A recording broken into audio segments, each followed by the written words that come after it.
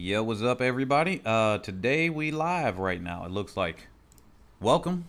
You're watching Head and Shoulders ATR, where we cover athletes' performances and otherwise that are head and shoulders above the rest. Thank you guys that are coming out now. I'm trying a different format, so I don't use the athlete's picture in the background. I want to try to avoid as much as possible any potential future copyright strike things. I don't know if that is a thing, especially when it's a sports-related concept. But just in case, I don't want to always use the athlete's picture in the background. But hey, I don't know. You guys tell me, or else I guess I'll find out in the future about the fair use and everything with that. But today, if you're here, share the video, smash the like button, and don't forget to subscribe. We're going to be talking about a few things here. First, let's cover what happened today in the one of the Wanda Diamond League meets. So this is the men's 200. Bednarik pulled away from Fred Kerley.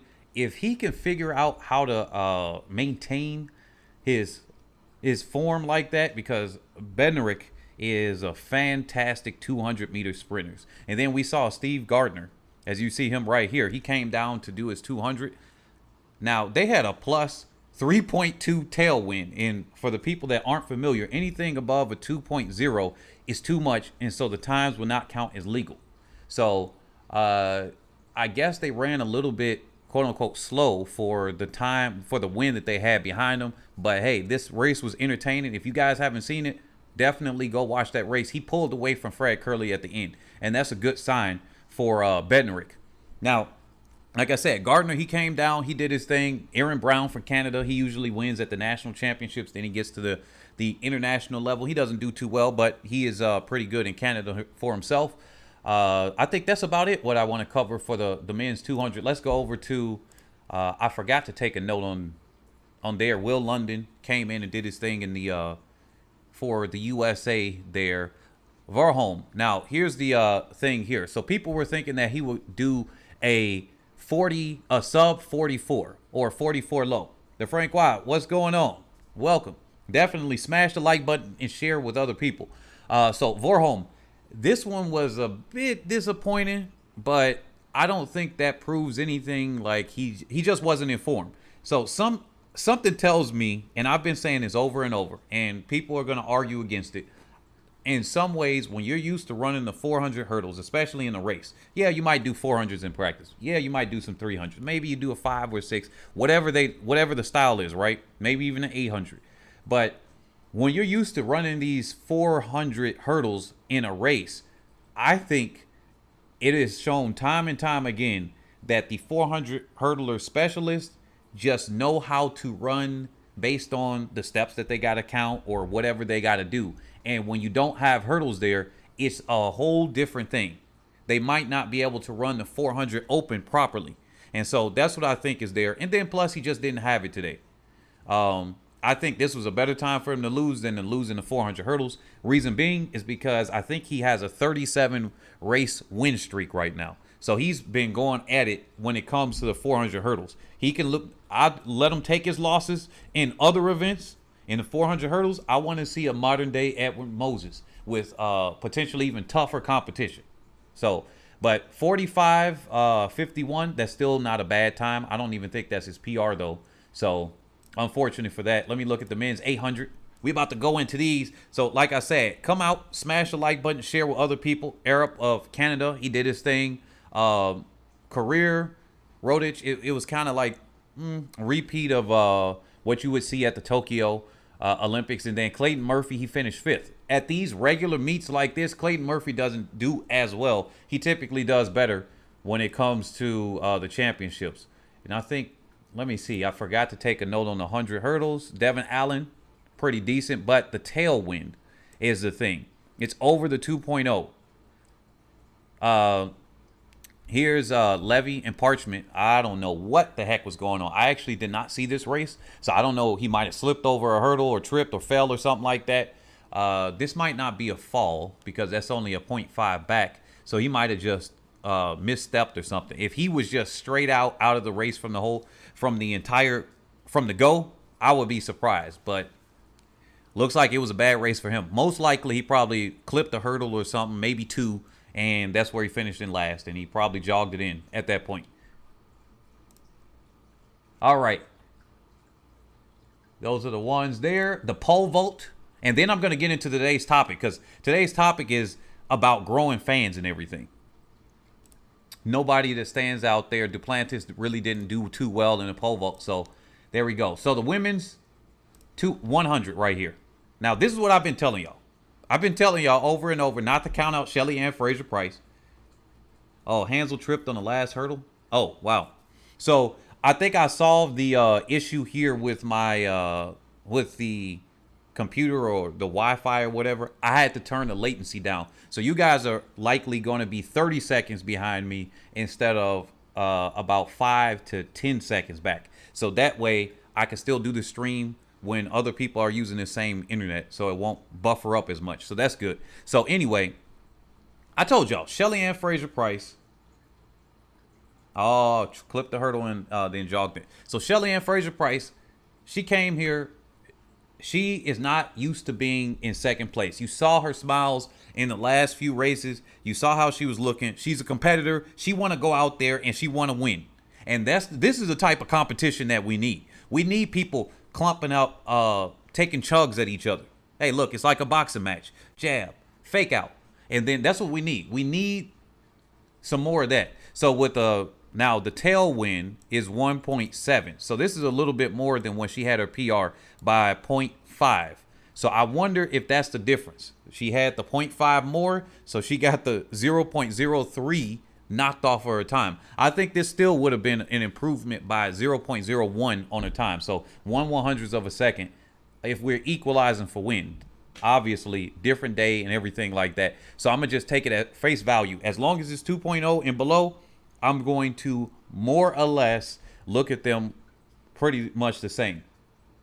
Albert said, I told people over and over again not to count out Shelly-Ann. She is the most consistent female sprinter of all time. Now people know to never underestimate her. Yeah, exactly. So here she is, Shelly-Ann Fraser-Pryce, 1060, new PR.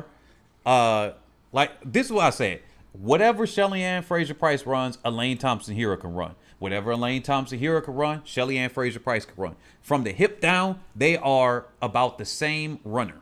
Except Shelly-Ann Fraser-Pryce got bigger legs and is more of a power runner than Elaine Thompson-Herah. She's more slender, and of course she's taller, but it was the torso. And people keep saying, oh, what about the torso? Look, I'm shorter than many people torso running. And so you got different types, body types. Distance runners, the best distance runners, have smaller torsos. I'm a distance athlete myself. I got a smaller torso than athletes that typically are sprinting next to me. We could be the same at the freaking waist. Then maybe they got a bigger head than I do. Who knows? Maybe that's weighing them down and helping them run faster. But with that being said, their stride length is about the same. So what's the difference here? Shelly-Ann Fraser-Pryce gets out on that start. She just zoomed away from the rest of the field. It wasn't until about the last, once again, 25 meters, and they said, hey, look, here comes Elaine Thompson-Herah. And there you go. Now, Shericka Jackson, she got dusted so bad, this was set up for her to basically lose. I don't think that she should be next to Shelly-Ann Fraser-Pryce.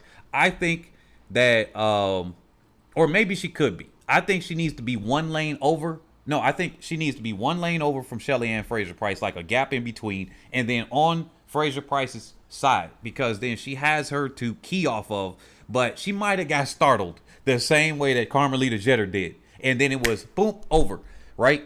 And then you got Elaine Thompson-Herah, which has better acceleration than Jackson at the end of the race, and it's pretty much over. It looked like she tripped somewhere in there, but then when I rewatched it, maybe I was mistaken, because when Elaine Thompson-Herah switched gears, it just made Shericka Jackson look like she was going backwards even more.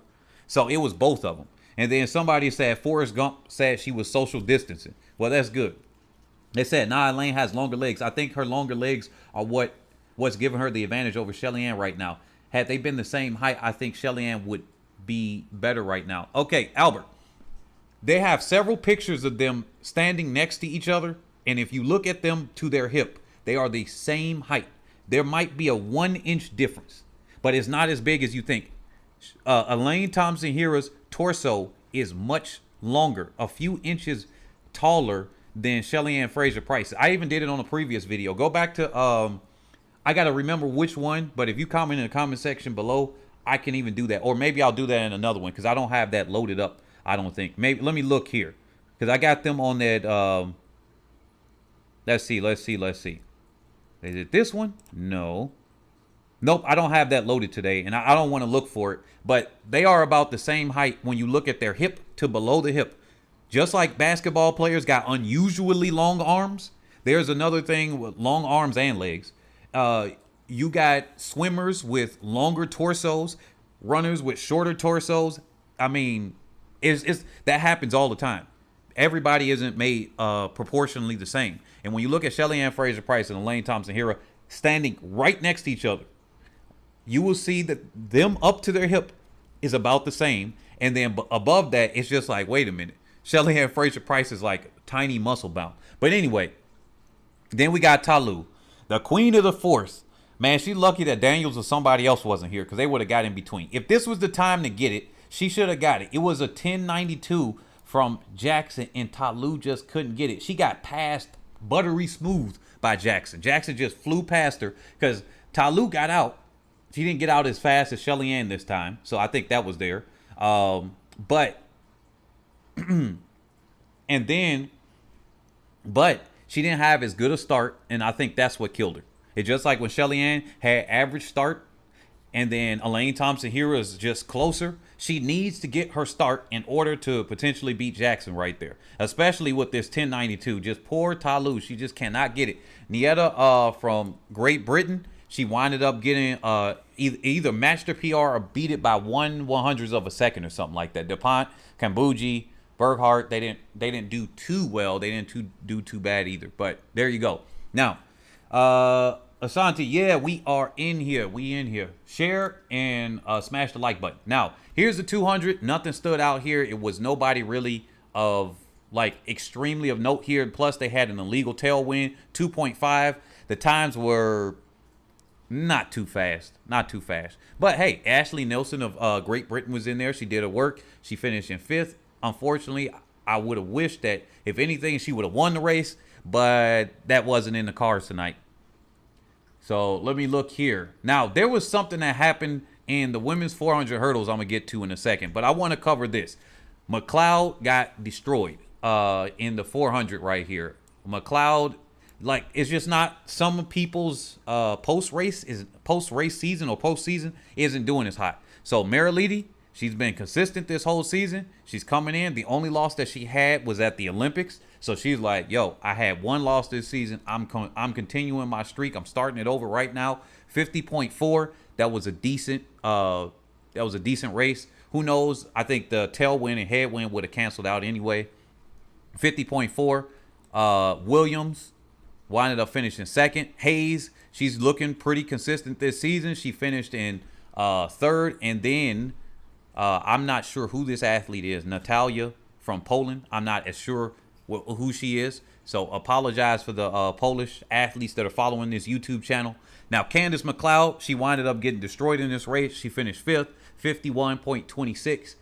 Let's see what happens when she comes out for another race. And then Jody Williams, she ain't doing as hot. But Jody Williams of Great Britain, 52.12. Now, they said, I'm dead serious. You doubted his 400 world record ability. Wait a minute. What are y'all talking about? At first, when they swept the Olympics, you think it was a fluke, but now they've done it 3 times. This is a special era for Jamaican female sprinters. Yeah, they got a 3-peat now. It's a 3-peat on 3. 3x3. The women's 800, I don't think anything stood out there. We got Eli Baker. Let's see. Nope. Eli Baker of Great Britain. That's our contingency. Now, when I cover these events, I'm covering it for the viewers that subscribe to the channel. So we don't have too many. Of course, I could probably expand out if I start covering other athletes, but it gets kind of hard. Now, this was a very interesting 400-meter hurdles race. We got Femke Bol of the Netherlands. She winded up winning with a 53.05. But guess what? Dalilah Muhammad with a 54.50. Now, this is the thing that y'all gotta maybe pay attention to when it comes to the 400 hurdles. Dalilah Muhammad is not a good postseason athlete. You've seen this after Rio. You saw this after Doha, if I'm not mistaken. She don't run that well postseason. So I kind of look at her like, she's a give and a take. And then sometimes in the offseason, she doesn't have the ability to do an offseason this next time because it's 5 championships in a row. But she typically has a bad offseason. She comes to the championships and she does better. Now, she didn't do as well in the 2017 season. I'm not sure if she was hurt or not, but she did not do as well in the 2017 season. I think she got a silver. Then she wound up winning the World Championships in 2019. Obviously, silver this year for the Olympics. We'll see what she does. But she doesn't do as well postseason. So I wasn't expecting too much from Muhammad. Femme Cabot, good, winded up doing a good finish off of that curve. She winded up edging out Shamir Little. Shamir Little just got to improve her form. If she can improve her form, she wastes less energy. She probably has the ability to actually win some of these races against these athletes. Anna Rizikova from Ukraine. She did fair. I think she could have been closer to Little, and probably even in between Little and Bold, but she just didn't have it. Russell, questionable race here. I don't know. She's too close to 55 seconds. And then Leah Nugent of Jamaica also way back there in 56:41. So I think that's all I want to cover from this. Now look, let's go into what we did. I did a long introduction here. The people that watch this later, they probably not gonna make it this far. I probably should have started with this, but oh well.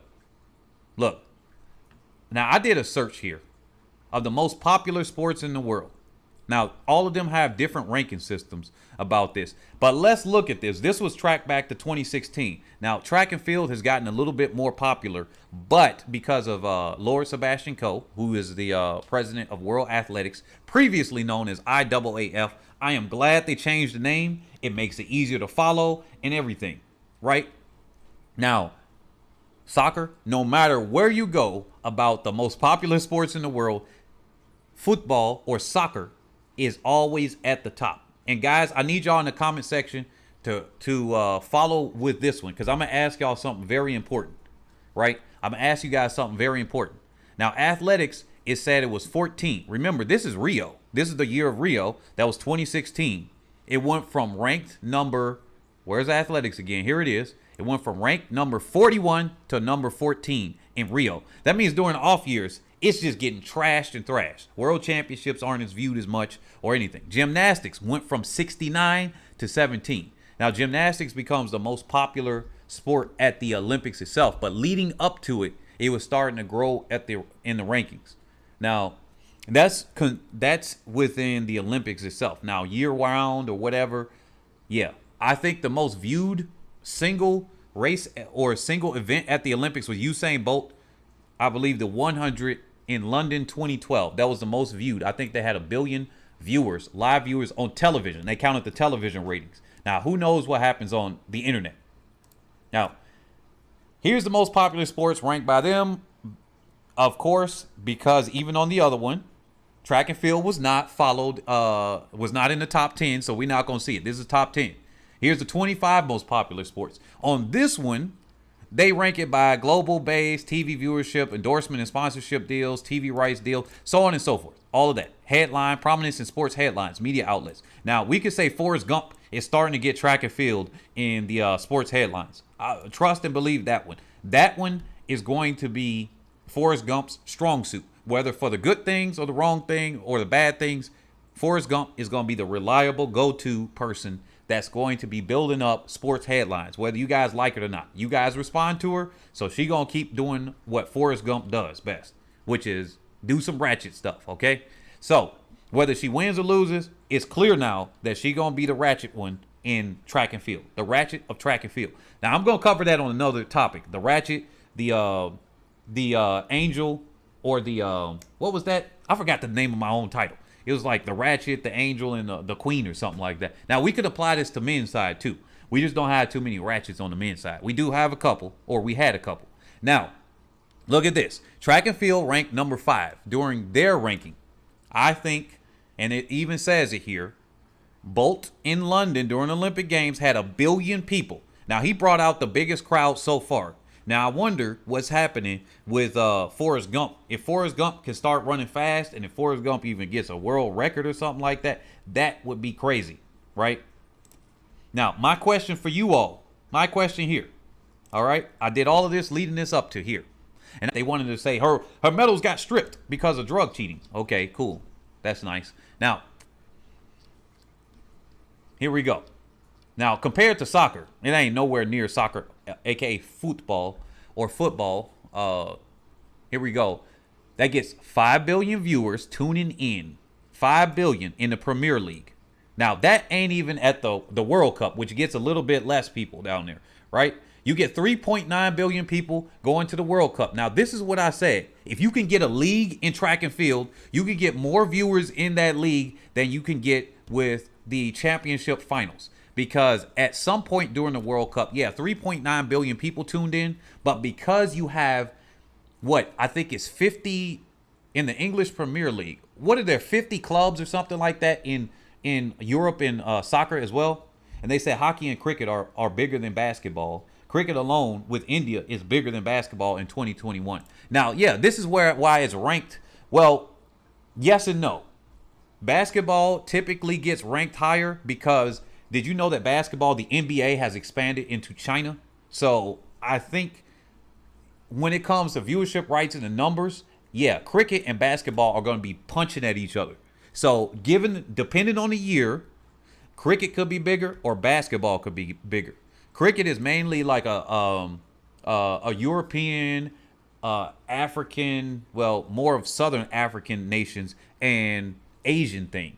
It's not necessarily an American thing, so you're missing out on that crowd. If you could add in the Americans to get more popular, or somewhere in the Western Hemisphere over North and South America, then you're going to have it where it's not even going to be close. It might even start to punch up its weight into soccer. They said, yeah, it sucks that the Jamaicans just did 1, 2, 3, and the world won't care because that girl was missing in the race. Yeah, exactly. Now, here we go. I propose something like this. Let me do this disclaimer very, very quickly. Very, very quickly. Because we know the feds come in, the CIA, FBI, they'll come in and they start doxing. Hey, what are you doing? I'll be like, wait, hold up, sir. I'm just talking about sports, man. I'm just talking about sports. They'll be like, put your hands up.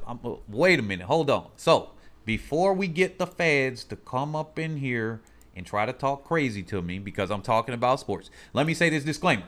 None of what I'm about to say has been endorsed by any of the sponsors, the athletes, or the federations or organizations within track and field athletics. I'm going to say that disclaimer. What I am about to say has been a fan-based, fan-made concept, an idea, and it's just for fun, right? Obviously, there are other things that are similar to this, and they're pushing money. What mine is just a concept that I'm doing for you guys here as the subscribers. Now, what I propose is tracking the events from the 100 to the 800, not including any field events right now, nor are we including any of the hurdle events. Okay, this is where I need you guys to add into this, right? So let's start over here. Let's start with the men's 800. Now, I include the 800. I include the 800 because that's kind of, to me, that's a long sprint, especially the way David Rudisha ran it and the way that Brazier is trying to mimic that if he could stay healthy. This is going to be a long sprint that's just a little bit. I know by definition it might not be. You guys are like, oh my goodness, that's a marathon. Because some of y'all short sprinters in the comment section and the athletes that follow this page, y'all run the 100 and y'all like, look, the 400 is a marathon to me. I could barely finish. Y'all look like Shelly-Ann Fraser-Pryce trying to finish the 400. Now, what I propose here is to take the top 10, right? We're going to make 10 teams. We're going to make 10 teams. Oh, yeah. Thank you. Don't forget to like and subscribe. Thank you. Thank you, Shion. Don't forget to like and subscribe. Oh, yeah. I got to email my potential moderators and everything back. You know what, guys? I'm doing live streams more than I thought. So I'm going to email you guys back for it. Whoever had already emailed me, I got to email you guys back to talk about business and whatnot. But, yeah. So with that being said, look. We're going to do the top 10 athletes in each one of these events. And then if there's a tie for 10th, we're going to have to do a coin flip or something. Now, what I'm proposing here is to make 10 teams. We get 3 athletes on each team. The top 10 cannot be on the same team with each other during the first quote unquote season that we make. So anybody here that we create in the top 10 right here on this list, all the way down to Oliver Dustin of Great Britain, can't be on the same team. Same thing if we went down to the men's 100, right? We cannot have Trayvon Bromell and Ronnie Baker on the same team. All right. Now there's a three-way tie right here. One of these athletes from DeGrasse, Benerick, and Isaiah Young, we're going to have to do a coin flip in the seat. Now, what I need you guys to help me with, let's go over to the women's 100. Now, this might kill some of you guys because I know we got a large Jamaican contingency on here. The Americans are kind of used to, you know, American athletes being on other teams and everything, especially collegiate. Look, the way we making these teams, Elaine Thompson-Herah, Shelly-Ann, Fraser-Pryce, and Sharika Jackson cannot be on the same team. That means all the top 10 cannot be there. So that means from Del Ponte all the way up to Elaine Thompson-Herah can't be on the same team. What we are doing is we're going to separate these athletes. We're going to do some kind of draft system, and then we're going to put them together. We might do something that mimics the Premier League and do something like that. What do you guys think? What do you guys think with that? Now, Blessing Okabare, sure, she has been banned, but we can backdate some of what she's done as far as points. We're going to do a point system. It's going to be the top 8 finishers. They're going to get points. Then we're going to have 10 teams. We're going to do 3 athletes. So that means we could potentially get the top 30, or we can get somebody that maybe has points on the World Athletics website that may not be in the top 30 that maybe you guys vote on. I'm going to let you guys vote on at least 5 to 10 athletes per event that you guys want to include in there. So if for example, Nugent should be in there. She's number 34 right now. If you think, you said I'm kind of lost. If you think she should be there, okay, let me draw it out. I thought somebody might be lost here. Okay, let me draw this out. They said, is Blessing banned confirmed? No clue. So here, I was going to do something else on this page. Let me see if I can erase this. Where's my handy dandy eraser? We do the Dora Explorer right here. I'm the eraser, I'm the eraser, I'm the eraser. Or something like that. I don't know. I can't sing. So let me stop. I might kill you guys' ears. So look. Okay, here's the teams. Here's the teams right here. I'm going to do the... Man, get out of here, Google.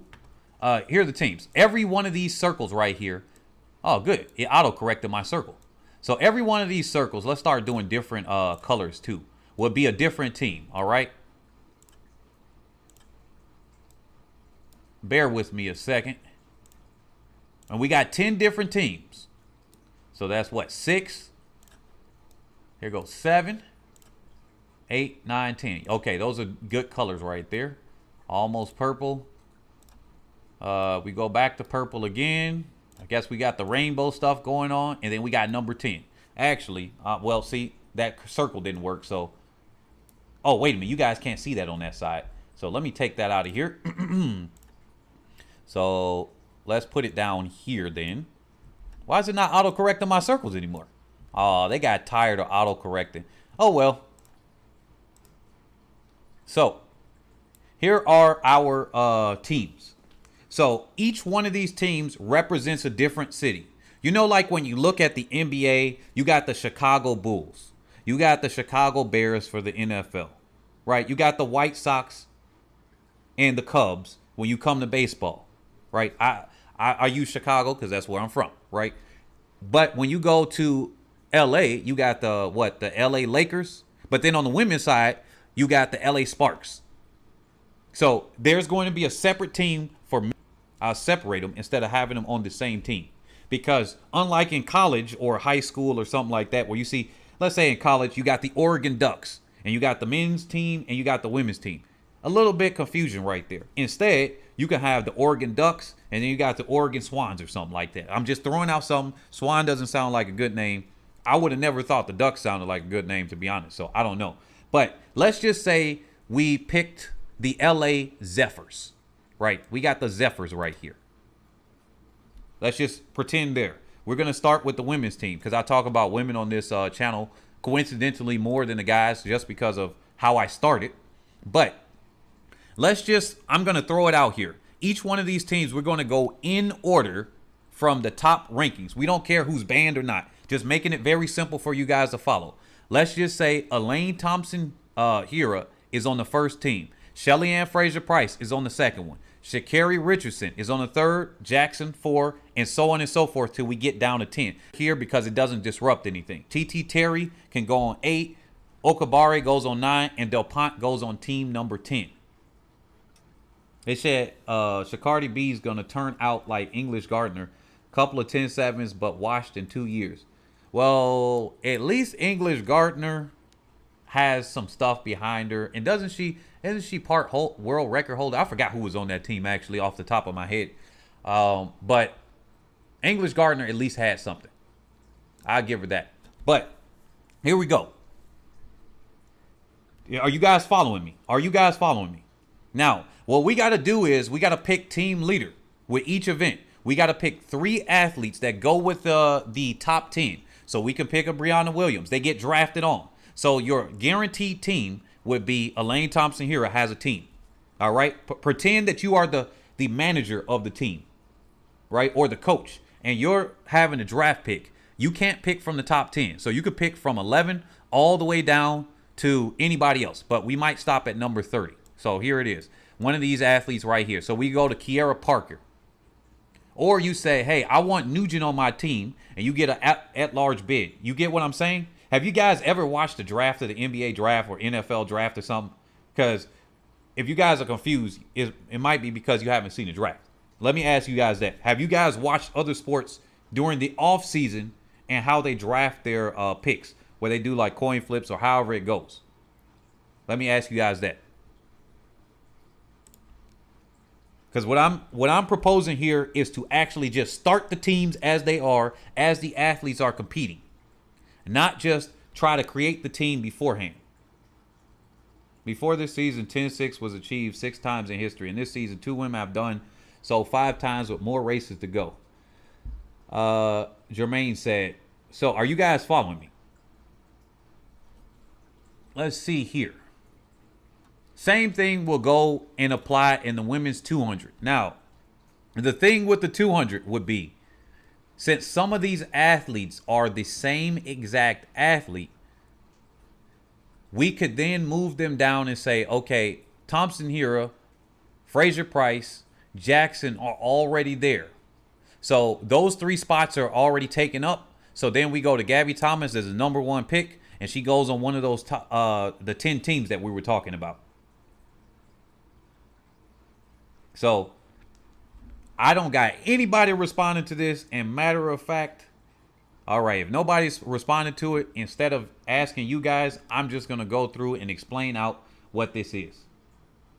Because that way it at least is a little bit more, instead of me just stopping and waiting for you guys because nobody's responding to it. So maybe are you guys lost? Let me ask that. Are you guys still lost on the concept?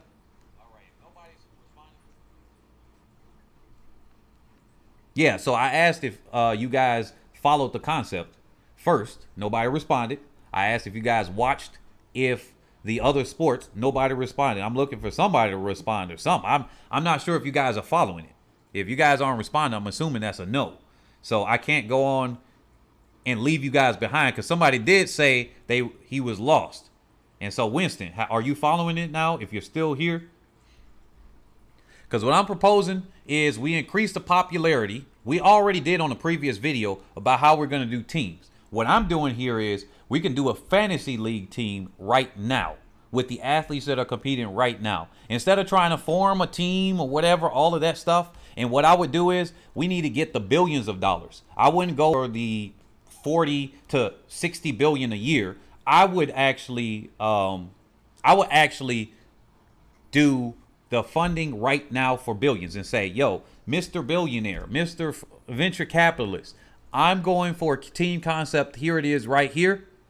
And this is how I'm going to do it. And give me the billions of dollars, the $3 billion right now. That's what I'm going to go for. I wouldn't say it like that, but I would say, here's my concept. Okay, you said never watched the NBA draft. They said the team concept could work, but because the camps are so diverse, it might just be an issue. Okay, so that's the reason why we're doing a fantasy league now. I'm going to show that this can work right now. And then when I go to somebody in the future, let's say that I start this league or something, right? I go into the future and say, hey, Mr. Billionaire, venture capitalist. Well, we created a fantasy league concept right here. What we need is this XYZ in funding because I want to pay athletes between $35,000 and $50,000. I want to cover their housing so they don't have to worry about it. I want to make sure that they follow through in the city because right now we're doing by country. That is the most loose thing that we can do. If we do it by city and we make a league, think about the Premier League. Many of you guys watch soccer, right? Many of you guys watch football. So you guys are already familiar with the clubs. You're thinking about the Premier League. You think about the soccer teams in your country.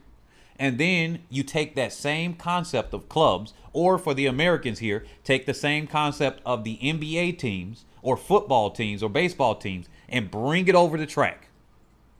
For you guys that watch multiple sports, and maybe we got to get some of the, I see that they have these, whoever this is, 35 hottest wags going to FIFA World Cup. Oh, so these are soccer players, female soccer players. See, they're doing their modeling stuff. So maybe we have a little bit of that thrown in to get people's attention. Maybe that gets them to watch it, or maybe it doesn't, because it doesn't seem like it's been helping female soccer at all. But hey, we're going to take that same concept here. They said Gabby Thomas and Elaine Thompson-Herah is there for the 200 world record in the 200. So how would the races go? Okay, so here it is right here. Let's just take the races that we had today. Let's go back down to the women's 100. And remember, all of these athletes right here, they're in the top 10. Talu, these top 4 athletes are on different teams. So let's just say you got 10 for first, 9 for second, 8 for third, so on and so forth, down to number 8th place. And that's the last place that you can score.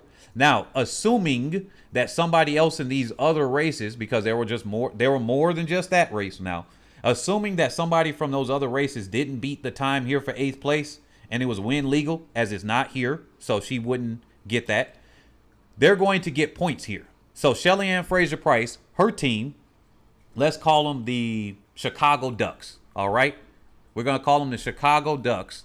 Elaine Thompson-Herah is on the LA Zephyrs, all right? Chicago Ducks, LA Zephyrs. They said what time of year would be ideal for this proposed league? Now, I think that we can run track and field all year round in the small, because we can have indoor season and outdoor season. And matter of fact, I don't want to put the concept out, but I have a concept for indoor that would be, I guess, different. I don't know. It could be like a gimmick, but for me, I thought of it as a way for athletes to run a specific way indoor. So that part I will not tell you guys, but just know that this is something that I would fund on my own, if anything. So it's something about indoor. Now, during the period of time, we could do this from late fall to early winter, all the way to right now, to the fall, early fall, or late summer. Now, the league, as I'm saying it right now, is just track and field as it is. We're not going to say, oh, this is a different type of league, because that would require us to start putting in a format and everything like that. They said women in track are already half naked and hasn't generated much buzz, but think it will work in a league. Don't think it will work in a league. Maybe I misunderstood. WAG equals wives and girlfriends, not players, by the way. Oh, wait a minute. Really? Huh. Interesting. I wouldn't have known that. Thank you for educating me on that, the Francois. Yeah, it has worked. I guarantee you that if the women start dressing with more clothes, there will be less views with track and field. I guarantee it. Because you guess what? That's what happened with soccer. The Australian women's soccer team tried to get them to wear less clothes, and then there were other sports that did that, and then they put the clothes back on. The viewership went down. So the clothing, the half nakedness of men and women actually do help people watch these sports, because women love to see half naked and muscular dudes. So it works both ways. Just the media would like to focus and say, oh, it's not empowering, and it's like, wait a minute, you empowering when you can shake your half naked tail down the street?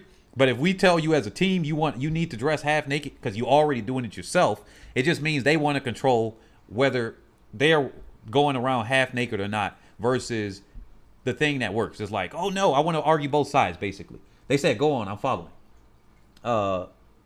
They said that could be in football where they play Euros World Cup. Okay, now look with this. Okay, now we got the Chicago Zephyrs or the Chicago Ducks. We got in second now 9 points or 8 points. Let's put a gap there. 8 points for Elaine Thompson-Herah for the LA Zephyrs. Then we got Shericka Jackson. We got the Action Jacksons. We just gonna call it that. That'll be easier. We got the New York Action Jackson, or we got the New York Jacksons. And then we got Talu. We got the we got the Detroit Francois. We'll put it that way. All right, for the Francois here. We got the Detroit Francois. Okay, those are the teams there. Now let's just assume that Nieta was also on Shericka Jackson's team, and that Del Pont was on Jackson's or was on Talu's team. Kambuji was on Fraser-Pryce, and then Bogart was on Elaine Thompson-Herah. What we would do is whoever shows up at these meets, we're adding up the points for that meet. And then we're going to do win, win, win, loss. And then we're going to tally that up at the end. That's the best way that we can do this proposed fantasy league right now until it actually works. Because each event has 3 different athletes that you can have in there that's on the team.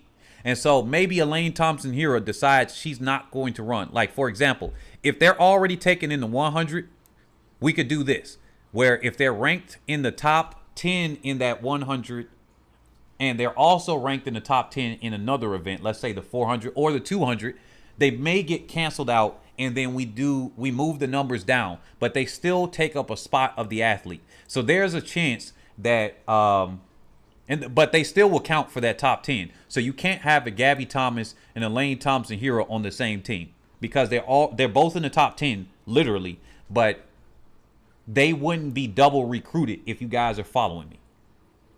They would just cancel out that spot, and then you would push somebody else down, like an Allison Felix. She's now in the top 10 because there are several athletes, 3 of them, that are both in the top 10 in the 100 and the top 10 in the 200. So Allison Felix would then move to the top 10, and then Sturgis, because Talu would push her down, and Richardson, they're both in the top 10. So Sturgis would be the next one, and then Masalingi. They said, yeah, I also would like that layout. They said, I kind of follow, but would need a layout sheet. Okay, so that's what I'm going to do in the future. We're going to do a layout sheet, and I'm going to write it out, and I'm going to score it for this previous 2 meets, for Eugene, and we're going to do it for Lausanne. How about that? I'm going to do that. But I wanted to say it out to you guys now because I had recorded this video and started doing it. Then I had a little chart up and everything like that, and then I said, you know what, I'll do it on a live stream, because I think if I get you guys here and I'm asking you questions actively, I think we could get a little bit more participation, and I can see where maybe I got a hole in my explanation where you guys aren't understanding me. So I'm glad that I did it here because now I can see where I might have to improve. So what I'm going to do is I'm going to put it on a spreadsheet. I'm going to do another live video, or maybe I do it as a standalone video. And then I'm going to score these out, and I'm going to make up names for that. So what I want you guys to do here, and I'm actually going to pay you guys here for this one. I'm going to be sending out $10 per each team. All right. They said, but bro, you could really just say you wanted like a football league. Yeah, that's what I'm basically saying. That's what I'm saying right now. I'm essentially saying it like, depending on what football you're talking about, American or soccer, or the soccer one. That's what I'm saying here. So I'm going to pay $10 per each team title. So you guys in the comment section, and I'm going to have everybody else that's not watching this video vote on it. If you're here right now, come up with team titles. If you could drop it in the comment section here. There are 11 players. That's how you said one captain and different player. Yeah, so essentially we will have, here's how it breaks down. We got the 100, 200, 400, and 800. So we got 4 events, 3 athletes per each event. That's how we're doing it. They said, but 3 players to a team. They said, I can't speak on USA Sport except track and field, but World Cricket with the IPL and World Rugby with 4 and 6 nations does a lot for separate sports. Remember, cricket is big outside USA. Yeah, that's what I had addressed earlier on. So let me put this in the comment section. 4 events, 100, 200, 400, 800. and 3 athletes per gender in each event, and 10 teams. Or we might have to start with less teams. So that's what it is. It's 4 athletes per event with those. And if you guys, after the video, you get some time to think about it, I'm gonna have people vote on what they think are the top names for that. So if you guys want to do that, definitely just leave it in the comment section. But another way we could just, make this more popular. Y'all not gonna like to hear it, but here we go. Just blow up Forrest Gump. You just gotta blow up Forrest Gump to unbelievably godlike proportions, like what's happening right now. Win or lose, talk about her. Like, just literally talk about her. You know why? She's got 2.4 million subscribers on her Instagram channel. She is over here bringing rap style trash talk, boxing style trash talk when you lose over to the sport. You guys ain't gonna like it. In some ways, I don't like certain things. But from a business perspective, I can definitely tell you that the low energy vibration that she's bringing in the track and field will bring a lot of people that say, well, she's young. She's just a little kid, basically. I've seen this. I started reading some of this because I wanted to do some research on it, right? So I normally don't get into this, but I'm running the sports YouTube channel. So what I did was I went over to Instagram and several other places on Twitter, and there are a dime a dozen. I mean, it's just person after person. They're saying, well, she's young. She's 21 years old. She's an adult. If it were a man, if this were a Safa Powell doing this, do you know that this man, that's the equivalent I can bring because he chokes. So let's just say a Safa Powell choked at a regular meet, right? And after he hyped everybody else up, which I think this was a publicity stunt. There's nothing to convince me that this wasn't a publicity stunt. You know why? Because as an athlete, you know whether you are in shape or not. You may not know what exact time you would run, but you know if you could come out there and you're going to break 11 or you're going to run a 10 something. You know that. Now, there could be an off race like what happened in 2017 with Elaine Thompson-Herah in the final, right? There could have been a race that she was just like, whoa. But with something like this is straight out embarrassing. Just embarrassing.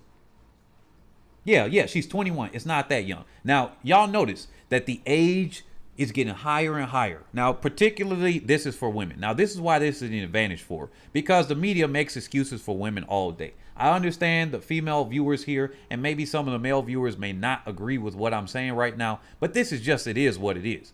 Things for women are just held to a different regard. Just in real life, we hold men to a different regard, and in some ways, we should, right?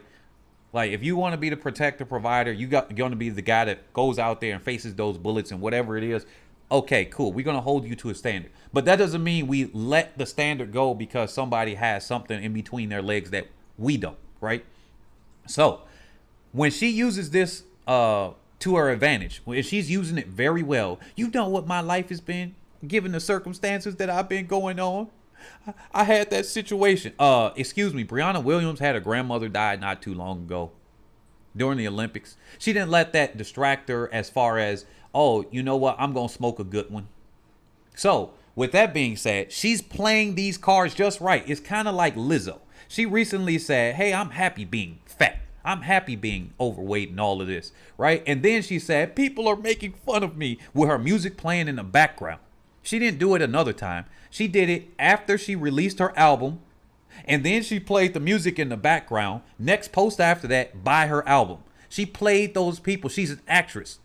There's no different than what the expert thing. Look, if I run a track and field league, we're going to have some thematics too. I mean, just it is what it is. You got to do some of the thematics to get some of the people in. Now, maybe certain ones that I would stay away from myself, but this is just what it is. So win or lose, she knows that she's going to come out here.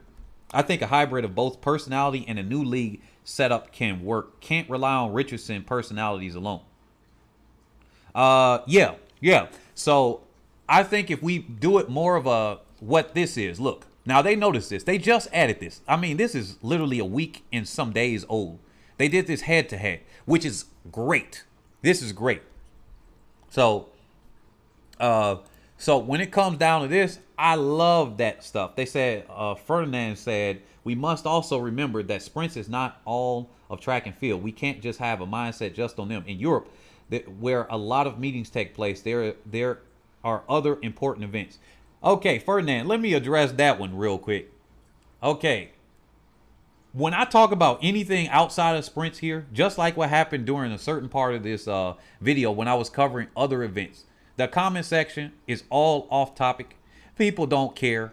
Now, this is the same thing that happens to track and field. Now, either the people don't realize it or they do, but they just don't care. You can't convince somebody to like something maybe they don't like. Unless you give a little bit more drama, then you can introduce them to something. That's where the 800 is like still fast enough and yet short, is long enough yet short enough where you can still be fast and it can still get some of the sprinters to be interested. But I talk about that on this channel. And because YouTube is ruled by the algorithm, it's just going to destroy my channel. I tried it, and then what happens is if less viewers are on some videos, it literally, the next video after that and the one after that get negatively affected as well. It literally stops suggesting you. That's how YouTube runs. So unfortunately, how things are, I got stuck as a sprint channel. I personally don't really care for just doing only sprints, right? I'm a distance runner. I've coached pole vault and field events and distance events. I love so many things in track and field, but we gotta just know that the audience that I have here are just sprint based. So I'm catering to the audience by covering that more. Me personally, I would cover the marathon and pole vault. That would be me personally. So that being said, there are more important events and everything like that. And just like the pole vault is more popular than the two, can be more popular because you have a personality like a Usain Bolt. Here we go right here. Let's go here. Usain Bolt generated, I think, the #1 watched event ever in the history of the Olympics. Yeah. At the London Olympics, he had 1 billion people come in, and the 200 is not as popular as the 100, but he got both the 200 and the 100 to be the most popular, the most watched. He winded up having the 4x1s last because of Usain Bolt.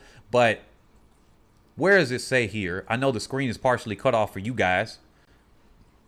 It said somewhere, here it is. The 100-meter final generated 1 billion TV views, right? It was the most watched event in Olympic history.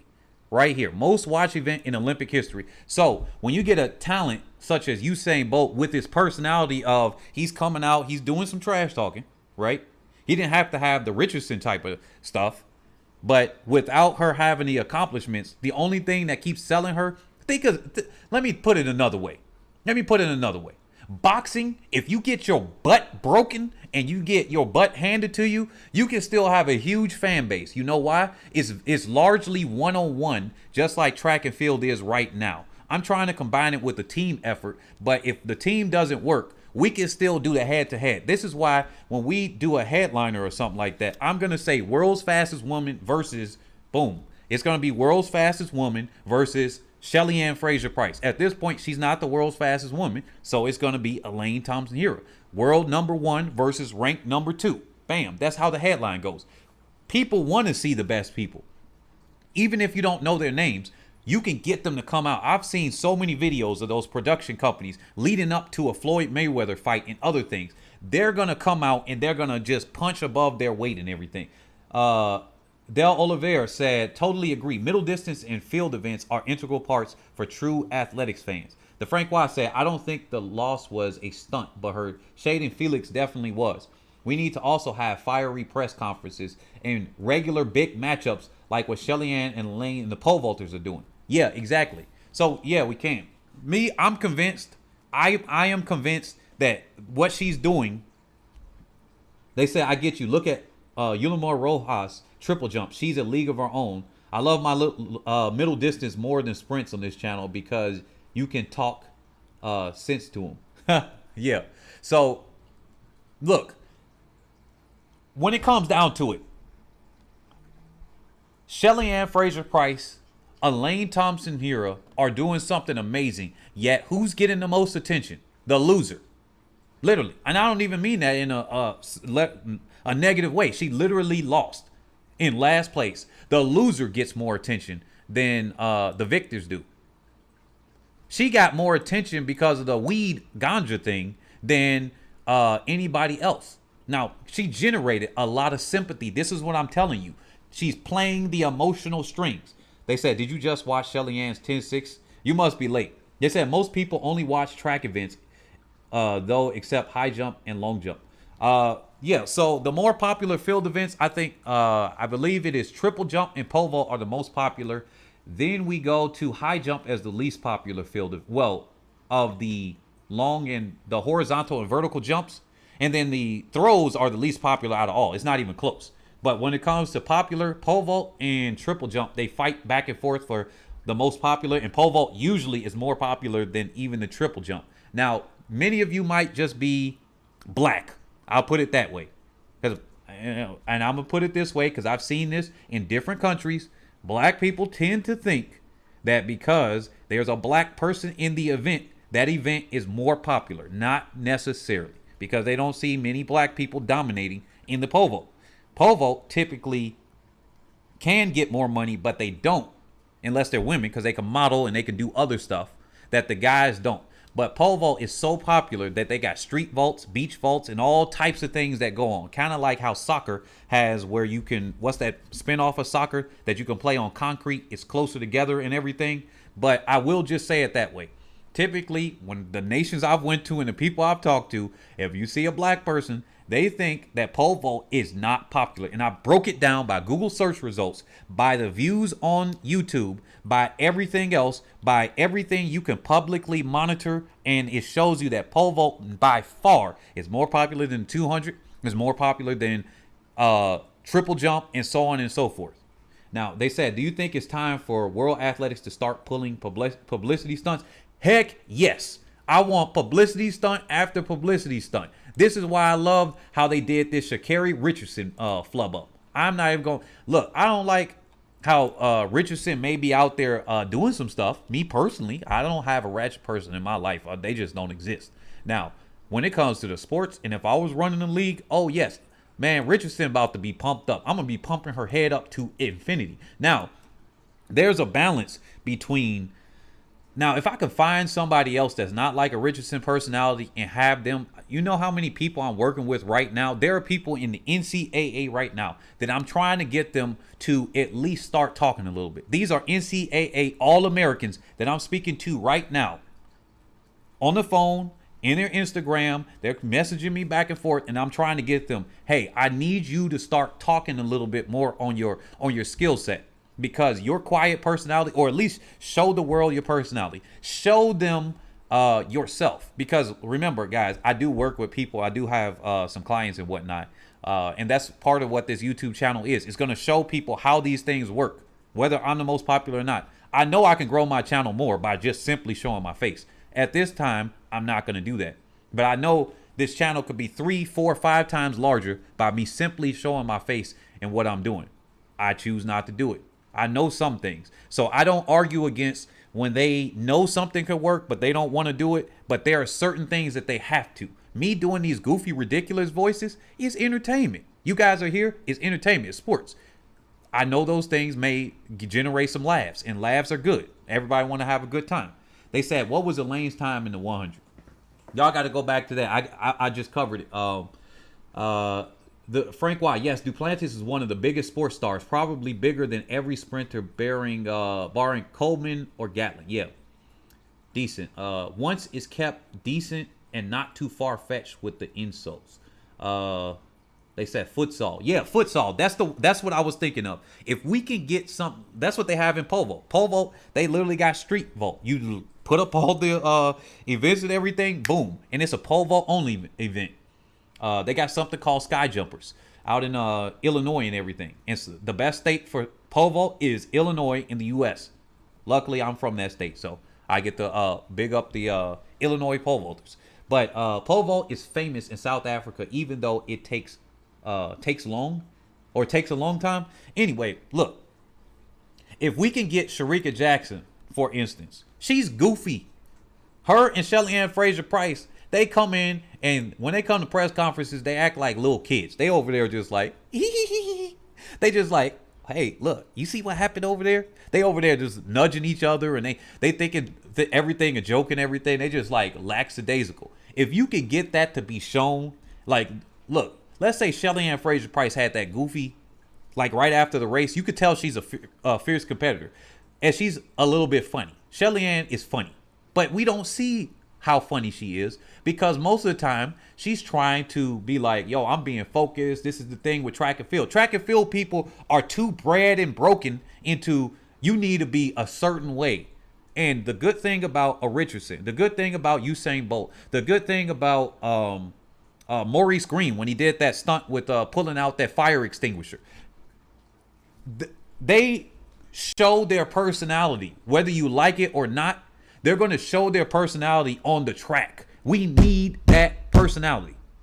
Sorry if I'm busting up some ears if y'all wearing headphones, but we need that personality. We can't just be going, oh, kumbaya. We got to hold hands, guys. Look, hold this.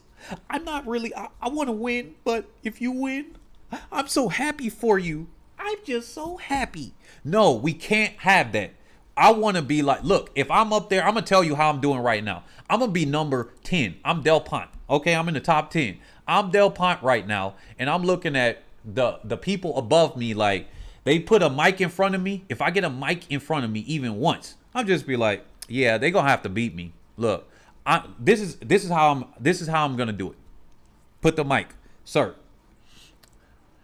Oh, yeah. Oh, yeah, this was a great race today. Look, it wasn't the best race that I had, but they lucky that they beat me today because if they didn't beat me, look, I would be talking mad trash on them right now. I'm not even going to lie. But they beat me today. The next time I'll get them. Oh, if they slip, I'll say something along those lines. Oh, yeah. Hey, guys, watch out. Watch out because I'm coming for you. I do something along those lines. Now, of course, as a guy, I will be laughed off the freaking stage. Remember what happened to Johan Blake. Let's look at Johan Blake real quick. What year was this? What year was he doing pretty good and he could have challenged? Matter of fact, when did Usain Bolt false start? I think it was 2011 World Championships. Let's go to the men's. Why are we still on female? Let's go to the men's 100. Now, this is when Usain Bolt false started, correct? Or was this? Wait a minute. When did Usain Bolt false start? 2013? Gosh dang it. Hold on. Let me just look at his results here. Was it the World Championships in 2011? Was that an off year? No, it was. It was. Hold on. Let me look. World Championships. Let's look at his honors. Where did he get his first? Oh, yeah, it was 2011. That's where he false started. Okay. So, I'm Johan Blake. Remember, Johan Blake was doing the most trash talking. Now, he couldn't figure out how to capture this. And here is the reason. Here's the reason. He didn't do it enough. Now, he actually, let me look at his past seasons. It's not showing his 2011. Now, do you notice something here? Where's Johan Blake at? Did he come to the U.S. even once? No, he stayed in Europe. Cool. Now, let's look again.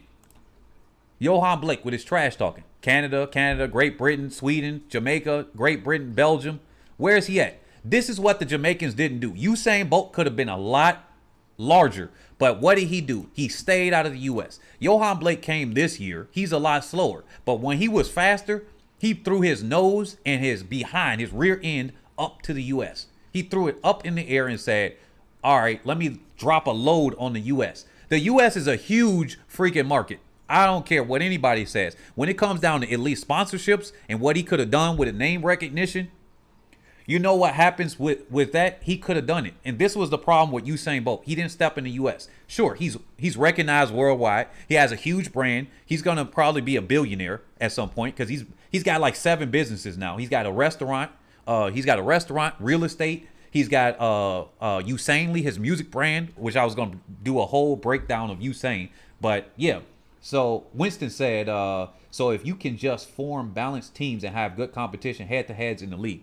Yeah, I don't know if I would do a quote-unquote balanced team. I will have you notice that the NBA is rigged, right? Y'all notice that the NBA is rigged. Not because of refs, But notice how they have these super teams. And typically the same 5 or 6 NBA teams get the first draft pick. And it's supposed to be a random lottery, of course. But somehow the same few teams get the first round pick. Like, all right.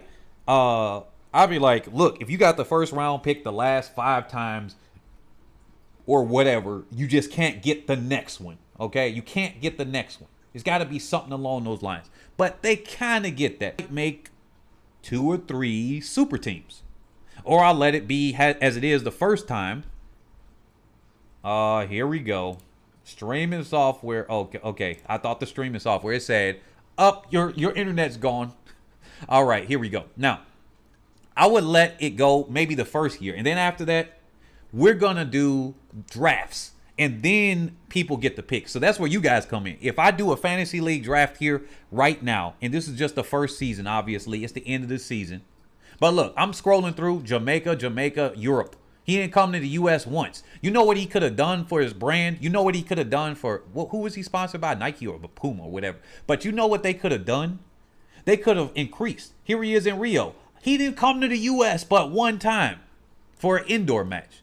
Is this, that's outdoor? Huh. Oh, the Adidas Boost Games thing in Boston. But look, the man thought he was too good until why? Look, so why does he come to the U.S. when he slows down? Why is that? Why is when he's running like crap? He says, all right, U.S., please give me a handout. I'll come to the U.S. Here's a meet after meet in the U.S. Oh, wait a minute. He probably came to the U.S. because, what, the lockdowns in Jamaica or something? But there's still a few meets. But he came to the U.S. basically with the handout. If I were the U.S. or some team, and then Johan Blake said, hey, I'm going to bring my brand to you, team, track and field league. I'm going to be the freaking Chicago Ducks, and I'm going to look at this dude like, all right, you can turn yourself around, and I'm going to give you, if he could have potentially came to me before, and I would have offered him $1 million, $2 million contract per, I don't know, a year or something like that, I'd be like, all right, take your $10,000.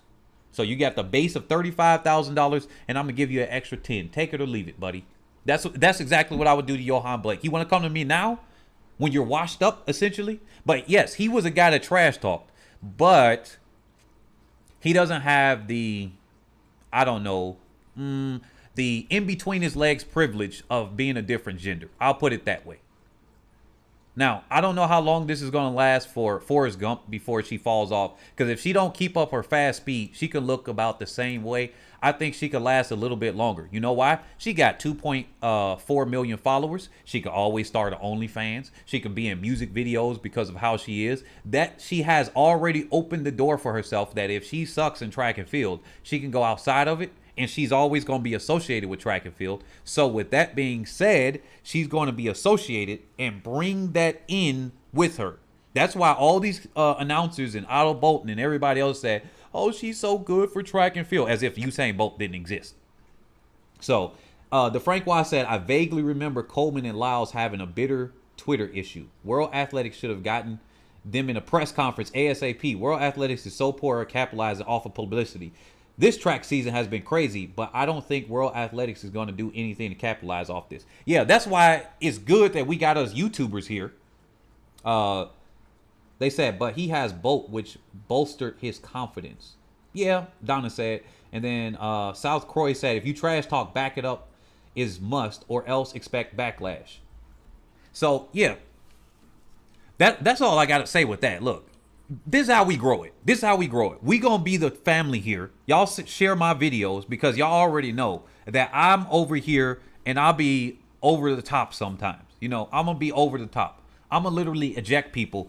I just ordered a soundboard so that I could press buttons and go just do all types of sound effects. Because look, if I'm gonna do this, which I didn't expect to even get 100 people on my YouTube, to be honest. I didn't expect to even get 100 people. Because I see people that have 1 million views on their video and they still got less than 300 subscribers for their track and field videos. I've seen that.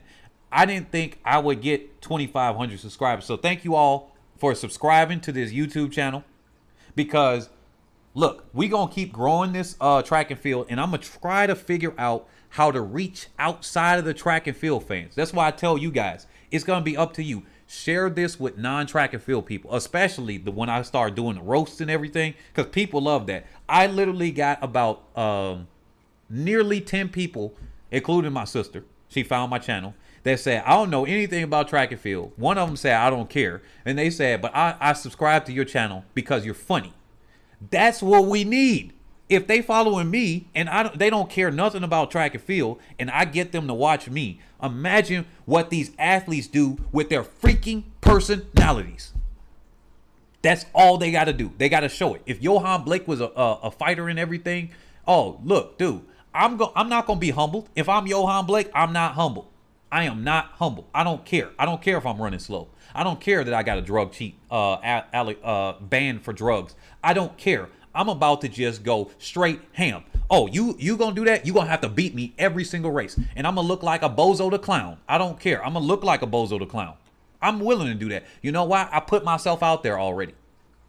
I'm already a laughingstock because I trash talk once and then I didn't perform after that. So I may as well just run it. That's what freaking Bozo the Clown is doing right now. That's what Forrest Gump, aka Bozo the Clown, aka freaking sha'carri B. She's running up the game right now, and she's running checks. She's getting y'all to hate watch her. She's getting all of y'all to come in, and she's like, "Well, I got this. Feel sorry for me. My family died. Feel sorry for me. That situation happened. Feel sorry for me." And then there gonna be people. What is that? The sisterhood gonna stick up for her. Some of the sisterhood. There's a lot of people that ain't. Then you gonna have simps or something. They gonna stick up for her. Then you got other people that just say, hey, she's young and everything. So, give her time. Allison Felix was 18. She came in this field and she came in and destroyed and conquered. She didn't go, well, feel sorry for me. I'm an 18-year-old. Arian Knight made to the Olympic finals at 17 years old. He bossed up and he showed up. He didn't get a medal, but he made it to the Olympic finals. He was able to be mature enough to make it to the Olympics, and he did a little bit of publicity stunt too. Because instead of taking an interview afterward, he walked off, he did a little move, and then he went up the stairs. That's what he did until he got to the final round of the Olympic trials, where he was like, basically, I got to take an interview. But before that, he was like, yo, I ran, and I'm keep running, I'm out of here. I ran, I keep running, I'm out of here in round 2. Final round, he took an interview. Got to the Olympics, he's doing his stuff. So that's all we got to have the athletes do. Tyson Gay, this dude, he came in there. That's what he did at the line. No entertainment whatsoever. He looked nervous as ever. No offense to Tyson Gay, because he's one of my favorite sprinters I've ever seen. So no offense to Tyson Gay. Maybe somebody kicks that out. But, man, dude, it was boring. Come on, Tyson Gay. Come on, show us something else than the That's what he does at the line. That's how he breathes when he comes into the races. Come on, we gotta have some kind of personality. Notice when Usain Bolt came in, everybody was doing all tricks and they basically did everything but backflip on the track. Even the distance runners. Haile Gebrselassie wasn't on the track. It was Kenenisa Bekele. He started doing a little bit of movement because everybody saw it worked for Usain Bolt. So now everybody's doing it. Now Usain Bolt gone, people stop doing it. Look, it worked. Now y'all look kind of goofy because y'all ain't the top people. I don't care about looking goofy. I'm here to challenge and try different things. Notice the picture that I used here was not of a famous athlete. I'm probably going to get less views and less playbacks. I am trying to do something different, and let's see what works. You notice I didn't put any athlete's name in my last few videos. You know why? I need to see what works here. When I start seeing a formula that works, I'm going to implement this. Everything that I'm learning on YouTube, if I start a track and field league or I work with a track and field league, I got here to use that on that track and field league so that we can get you, the fans, a lot more entertainment. Because at the end of the day, I want you guys to get entertainment, and at the end, and for the athletes that are watching this channel, I want you guys to get freaking money in your freaking pocket. I want you to get money in your pocket. That's the two things I want. The third thing I want to do is also try to reach this out to a field that's outside of that. You know how many billions of dollars are out here? You know how many billions of dollars are out here? Millions of dollars of prize money in tennis. How come we can't have $100 million of prize money in track and field that getting out? How come we can't have the stuff that cricket has? I mean, track and field has the most countries out of every other Olympic sport participating. Swimming doesn't have as nearly as many because not every nation has swimmers. The NBA got more money than track and field. The problem is you could put a random person with some shoes on and probably market them just as well. But you can't be like, I want to be like Mike with just anybody. So yeah, they said, Frank, well, I've seen a lot of athletes starting YouTube channels since recently. They said, you're a little snake. Why doing Johan Blake like this? Huh? L'Oreal, what are you smoking? I'm a snake. Why am I doing Johan Blake like this? Jamaica did that to Johan Blake. Do you see the comment section under some of his videos in the past? Trash talking this man. He's one of the fastest men in history, yet people was trash talking him and beating him down as if he was a nobody. I mean, he's got a world championship gold. He's run the second fastest, 200, tied for the second fastest 100, and they being like this. What are you listening to? Are you cleaning the earwax out of your ears? I don't understand it. Because sometimes I can say something, and then people will say, well, you doing this. No, I'm not. What are you listening to? An alternate freaking, are we speaking English, but you listen to a different version? I'm not trying to come at you like that, but I kind of am. But because it's like you're listening to different words. I didn't say anything about Johan Blake directly here. I said what the facts are. Johan Blake got joked around, treated as a nobody. He comes to me. If he was coming to me as a nobody like what everybody else. Look, I'm the track and field manager. This is how I spoke as it is. Let me put it out more in plain English because maybe there's some misinterpretation. I am the team he's coming to. I pretended like I was a team manager, maybe the coach. I'm looking at him from a business perspective beyond just what he does with his performances. If he comes to me when he's washed up and he's running, here we go, because washed up means he's not running as fast. It's just a fact. He's 32 years old? 31. That means he's still got some time to recover. But right now, look at his results. Let me look at his progression. Better yet, this will be easier. The 100. He's running in the 9.8, 969 right here. He's running 969, and then he did that once. Other than that, he was in the 9.8. He hasn't even hit 9.7 again. He hasn't hit a 9.8 since 2012. Yet he's not washed up. Yet people weren't clowning him. So now I'm just wondering, where are you talking about I'm a snake? Please tell me how I am a snake from talking about a statistical fact. This is a statistical fact. Now let's look at his 200s. He ran a 1926 in 2011. All right, a 1944. He's hit 19 since 2017. So he's hit a 19.9. But he hasn't run in the 19.8s. That means 19.8 statistically throughout history can get you a medal. 19.8, something 1983 and below can get you a medal. He hasn't even touched that since 2014. So, I mean, it is what it is. When Johan Blake came out there disrespecting I think Usain Bolt or something, it's gonna backfire a little bit. But I mean, look, if I were Johan Blake, I would keep running with it. I would make my own brand. I would have went to the US and started training. In all honesty, I would have got Jamaica to hate me so bad. It would have made me money because Jamaica would have hated me. The US would have liked me because you're gonna find somebody. This is exactly what Sha'carri Richardson's doing. Jamaica's gonna hate her. People that love Alistair Felix is gonna hate her. And then guess what? She got 2.4 million. Watch, she might have 3 to 5 million fans in the next 2 years, if not even sooner than that. How she go and blow up that quickly? She had less than 500,000, I think, at the start of this year. Yeah, she got almost 3 million now. It works. Now the difference between Johan Blake and her, like I said, is just what's between their legs. And the media is more focused on females. That's just what it is. The media engine is geared toward women and quote unquote women empowerment. It's more like female domination, but they are calling it women empowerment. So when you got that, you work to your advantage. There are women that I've worked with, and I tell them this.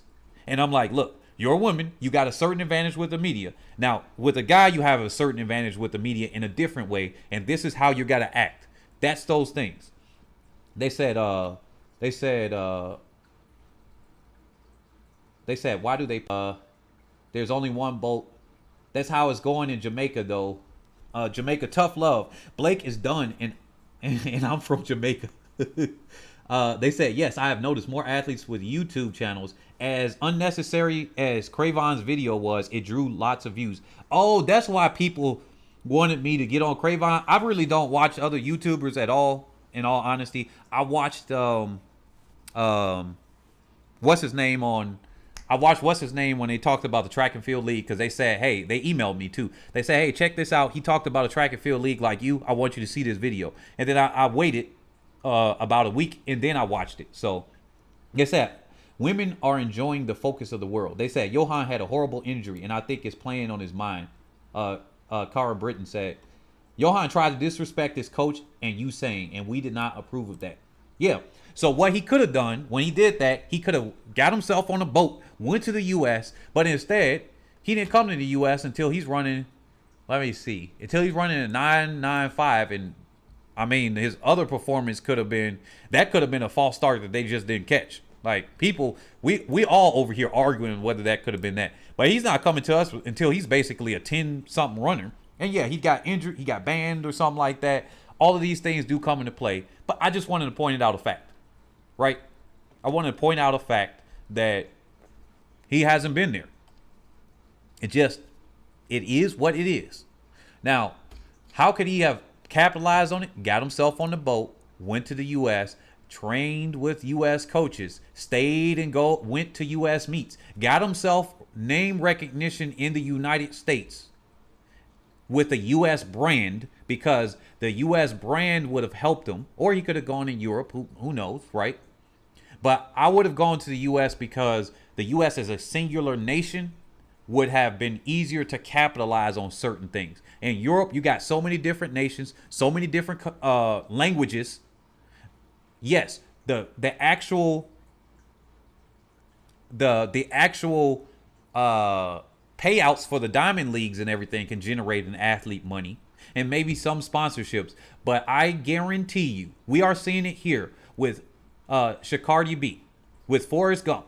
She is able to, without having to go and get name recognition in Europe, and even people probably disgusted of her in Europe, right? Now, some people aren't. It's just that you're going to find people in all types of places that are not. Now, sha'carri B over here, she's able to, oh, wait a minute. This is 2011. Let's go back to current. Now, she's able to come out and hasn't stepped a blessed foot but twice in Europe. She ran a 100 and 200. And why is she getting big offers of cash that have nothing to do with her performances? You got to run yourself as a business. And she's running herself as a business. Whether she's going to be smart with her money, as most athletes don't tend to be doing well. Like, most people ain't good with money. Most people in the world are broke. So it would make sense that most athletes statistically are also going to be broke, no matter how many millions or hundreds of thousands of dollars they get. They just somehow in one pocket and out the other one. He said, I don't like the idea of selling drama. Okay, let me, they said, nobody take a boat to the U.S., sir. Take a flight. All right, I got you. They said she can't run is on her way to becoming big in track and field as LeBron James in basketball. They said sha'carri can play the fool, but for how long? Yeah, exactly. When her time starts slowing down, like, okay, so Johan Blake could be as much of a egotistical guy as long as his times were fast. Even if he didn't win, as long as he put down some fast times during the year, you could still be like, oh yeah, and then people will come over there and trash talk. Just like with Elaine Thompson-Herah. As many times as I made videos here talking about Elaine Thompson-Herah not going to be able to perform and things like that. You know how many people came up and bigged up Elaine Thompson-Herah? It was like a war against, like, no, Elaine Thompson-Herah is this. Okay, Laurel, you're not a sellout if you run for a different country. There might be different ways that you can do things. With him being disrespected within Jamaica, just like Adi, she left. They said, we don't want to run a 4x1 with you. So she said, all right, I'm leaving. She went to Europe. She ran for herself. That, I don't know. I wouldn't call that a sellout, but hey, maybe we got different cultures. Maybe I look at it differently. I wouldn't call it a sellout. Now, obviously, there were some things and drama behind that I left out there. I'm just summarizing it so that I could just point out something. Adi said, yo, I'm leaving. I'm continuing. She ran until she was 52 years old. She kept competing until she was 52. Now, she wouldn't have been able to compete at that level in Jamaica. Obviously, it's a little bit slower in the country that she went to. She was able to make multiple Olympics, 5, maybe 6 Olympics. So that's great for her. She did European championships, got to medal on the relay teams. I don't think in the open she wasn't fast enough to do that. But she was able to make a career for herself and everything. They said we need to remember that Forrest Gump still needs to perform. She could end up being like Lolo Jones. Who really cares about her now? Oh, Lolo Jones got money. Lolo Jones got money. You look at her followers, she actually got more followers than Allison Felix. That's the thing. This is what I'm trying to get to y'all. They said, I don't think any Jamaican athlete will be representing the U.S. ever. Well, Sonia Richards-Ross, was it Donovan Bailey? Wait a minute. Let me go. I could go down the list. I forgot. Some of the athletes on the previous world record 4x4 were Jamaican born. And then by the time they were adult, they became U.S. Athletes.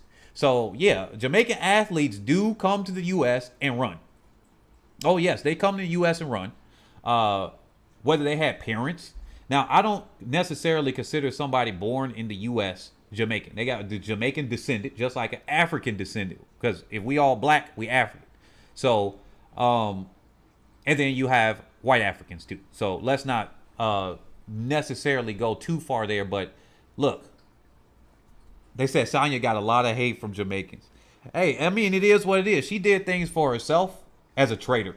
She did things for herself, but hey, the problem with getting recognition the way Carrie is doing it is the performance has to come. If she don't, she will be affected.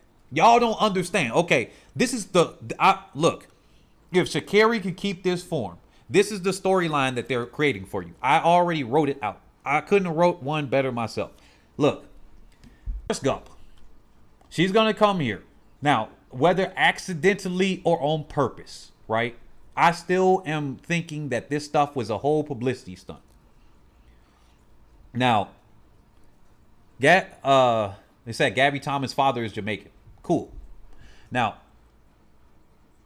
with that being said, as my favorite phrase is, here's the storyline that we got here. We got Lil old sha'carri Richardson. She's coming up. Let's give her the red line. All right. We got Lil old sha'carri Richardson. All right. No, she got Jamaican family too. So it's all Jamaican affair, basically. They said, no, Jamaicans love Sonya Allison. See, it depends on where you're from. It depends on what camp you're from and what you're looking at. You could say it for virtually everybody, right? You got people that still big up Johan Blake, and you got people that was just trash talking him to oblivion because he talked about Usain Bolt and his own coach. So you got different people. That's what I'm telling you. You guys got different opinions, even in the comment section right here on the same athlete. That's what's happening to Richardson. So Richardson is right here. This is what would have happened. She would have reached this right here had she stayed on the path of the typical athlete. Let's say that she would have made it to the Olympics. Whether she medaled or not, that's to be said. But she would have made it to the Olympics had she not smoked.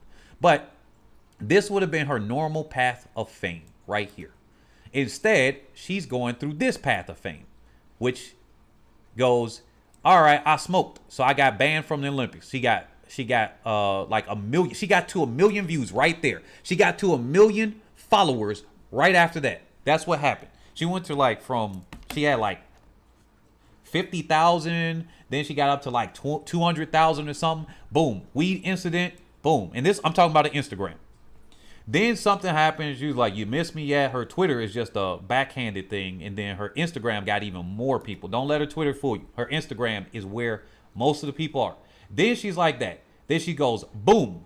Here's another group of 500,000 or whatever. The Today Show coming here. Oh, I got sympathy. My mother died and all of this other stuff. You know, the sympathy story. We're all used to it. Women's tears, it affects us very much. And now we feel sorry for her. Clap, clap, clap, feel sorry. And then so many people do. Now, a lot of people, they're going to relate and say, I struggle in my life. One of my sisters said she represents a lot of things, but I didn't like what she did because she doesn't represent. I asked her, what exactly does Richardson represent? She couldn't explain it. And I say it because she doesn't represent anything. She represents the stereotypical music video watching person that some people, that's fine and dandy. But don't confuse her with representing anything else, because there is a room for everybody. Hey, if you want to have your nails, your hair, talk the way you do, that's fine. I am perfectly fine. You could do it over there. You could do it in my sport, because I'm fine with that. Because if you in my sport, hey, I love it. I love the diversity of people. But with me personally, I won't hang out with you. Right?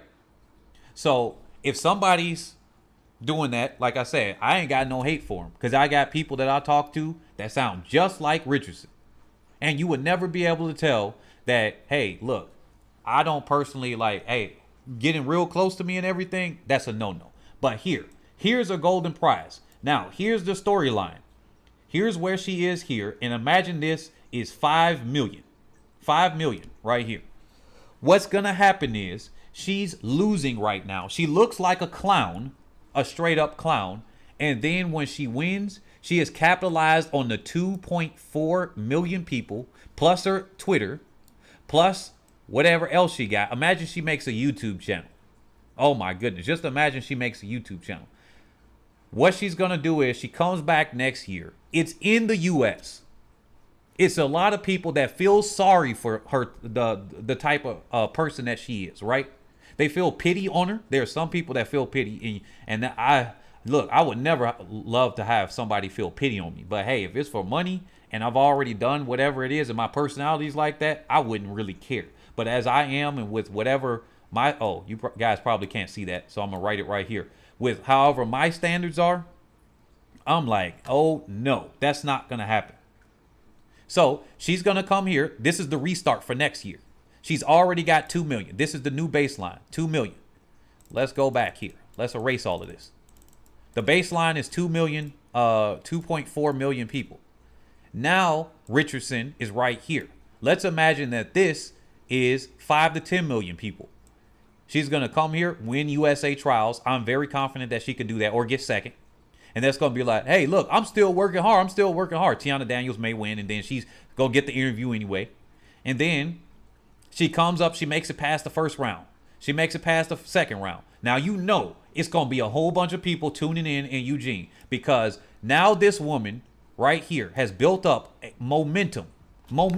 It's like a freaking springboard. Yeah, definitely everybody smash that like button and share this with other people. But it's like a springboard, and it's been scrunched and beat down and beat down and beat down. And you all, every time I make a video, you guys are commenting and everything. Every time somebody does that, it's building her more and more momentum, like this little spring or slingshot that's being pushed back, and then it goes here and yank right there. And she's going to get all those people when she goes in that final. It doesn't matter what she does in that final. If she wins, it's going to be like she's the second coming of Jesus. I'm telling you, this is the storyline that she's built up. Now, a more natural arc would be if she takes it to the next Olympics or the year after that. If she gets the World Championships, which will set her up for Atlanta 2028. But I'm telling y'all, this is that we see in hip hop videos and rap beefs, in other forms of entertainment. In video gaming, it was what they should try it in, but they tell you this. I've been a ghostwriter for people. I've written a couple of different novels. Some of them you may have read. I've written some ghost lyrics for people. This is the stuff that they do. I recognize this. That's why I said it's a publicity stunt. And the more realistic a publicity stunt looks, the better it is. It just looks realistic to everybody on the outside. Now, obviously, I got no proof for this. That's my speculation. I got to put that disclaimer there. But to me, it looks like the typical publicity stunt. They said Jamaicans don't hate each other. Born who run for the U.S., Great Britain, and Canada. Donovan ran for Canada. We loved him. Sonya acted like Jamaica was nothing till both mashed up the place. She come out and say, J.A. Yeah. You know what? I got no comment on Sonya Richards. I think she did kind of act like that a little bit from my memory. I was probably a little bit too young to know all of that context, to know that one. So you would know better than me with that one. They said, LOL, I feel the same about it. Now, look. They said Richardson and Gabby Thomas ran in the Olympics. They said, clown, I feel the same about it. Now, I'm telling you, she about to get the most She probably gonna outdo Usain Bolt if she can capture a win and she gets two of them. If she gets 2-3 championships, she might outdo Usain Bolt as far as viewership and maybe sponsorships. Because Usain Bolt is like Michael Jordan. When Michael Jordan came in the game, he opened up the door for bigger sponsorship deals after him. He had, a big one after him, but he opened the door up. He ripped it open. He popped the cherry of the sport sponsorship that is the NBA, and then he allowed bigger sponsorships. That's what Usain Bolt did, because they said, this is how much, Puma said, this is how much we paying Usain Bolt, and we gonna give it to him. And y'all gonna like it. And if you don't like it, middle finger to you, shove it. And then that's what they did. They said Shelly can run 10.5, just needs to perfect the races. Decent 10.6 run though. Wait a minute, y'all must be up here. They said, how do you compare Sydney's stardom to sha'carri's? I think Sydney can be huge. Okay. Said, how do I compare? Oh, so Sydney McLaughlin. Let's go to her real quick, since we've been talking about Bozo the Forrest Gump clown. Let's go over to somebody. Let's go to somebody else. Now, I remember McLaughlin. I remember seeing her when I think she was 16, 15, back at the youth championships. And she's basically the exact same person. I was like, man, she was the same as she was as a kid as she is now. I'm like, I still remember seeing all of them at that World Youth Championship trial. I think she was 16, because you had to be, I think it was 16 and under, whatever, 15 or 16. Now, what do I think about Sydney McLaughlin? Now, this was the athlete I was thinking of in my head. They said, this is the athlete I was thinking in my head when I said Usain Bolt opened the door. Because Sydney McLaughlin was the very next athlete. She basically went pro. She barely ran for college. So she went pro right out of high school. And then the sponsorship deal she got, I think, was public. And she had one of the biggest deals that they had. It would be like, Tyson Gay didn't even have a deal like that when he came out. Allison Felix didn't have a deal like that when she came out. And yet she did. And the reason being is because Usain Bolt opened the door. That's what happened. You need a big name. They're going to have to take up some of that L, right? Like, for example, if you want to improve the next generation, your generation going to have to be the hard workers, and then you got to make the sacrifice. Yeah, sure, you broke your back, your neck hurts now you're in your 40s and 50s, and you can freaking retire, but I hope that you left some money for your kids, unlike what your parents and grandparents may have left you, which might have been statistically nothing, especially if your skin is the same color as mine. So, or the boomer generation didn't leave you nothing but debt if you're an American. If you're an American or your skin color is mine, depending, and even in other countries, your family probably didn't leave you much. So it's up to you to then start working hard, sacrificing yourself, and then you open the door. That's the same example what Usain Bolt did. Sydney McLaughlin can be huge. Yeah, people are saying because she's light-skinned. Nope, that is incorrect, because yes, it works in some ways, and no, it doesn't. Now, the reason why it works is because she kind of looks like, I'm not going to say it because people are going to take my words out of context, and I don't want to say that one. But she kind of looks like a very serious competitor, right? I was going to say something else, and it was actually going to be a compliment, but I can see as it could be meant as a diss, depending on who wants to do that. And if you're going to take a clip out, I don't want it to be on McLaughlin. She's one of my personal favorites if I had one, just because I met her before. I don't know her like that. Unlike other athletes that I met, I know them a little bit better. But I don't want my words to be construed. So I'm going to wait until another point to say what I was going to say. But Sydney McLaughlin has a look to her that can sell. And it's not because she's light-skinned or something like that. That's not even what I was going to say. It has nothing to do with that. But her look can sell, just like a dark-skinned A-Thing Mo can sell, right? Because people keep saying, oh, it's the light skin, they're going to favor that. Man, look, y'all got to look at extremely, and I'm going to do A-Thing Mo in a second too. McLaughlin can be bigger than Richardson. McLaughlin has to open her mouth. That's what Richardson's going to be big because she opened. A-Thing Mo can be bigger than Richardson, but she doesn't open her mouth like that. Now, A-Thing Mo has a couple of years that she can do that, but she kind of has a personality that I would expect anything Mo to be trash talking. Like, she kind of looks like she could be a little arrogant in a way where she's just like, yeah, I'm better than you. Sure, I'm better than you. And I mean it in a good way. You could be arrogant when you're winning. You could be arrogant when you're one of the fastest in the world in history and everything like that, right? And Sha'carri Richardson is one of the fastest in history, sure, but she ain't winning. You got to put both of them together.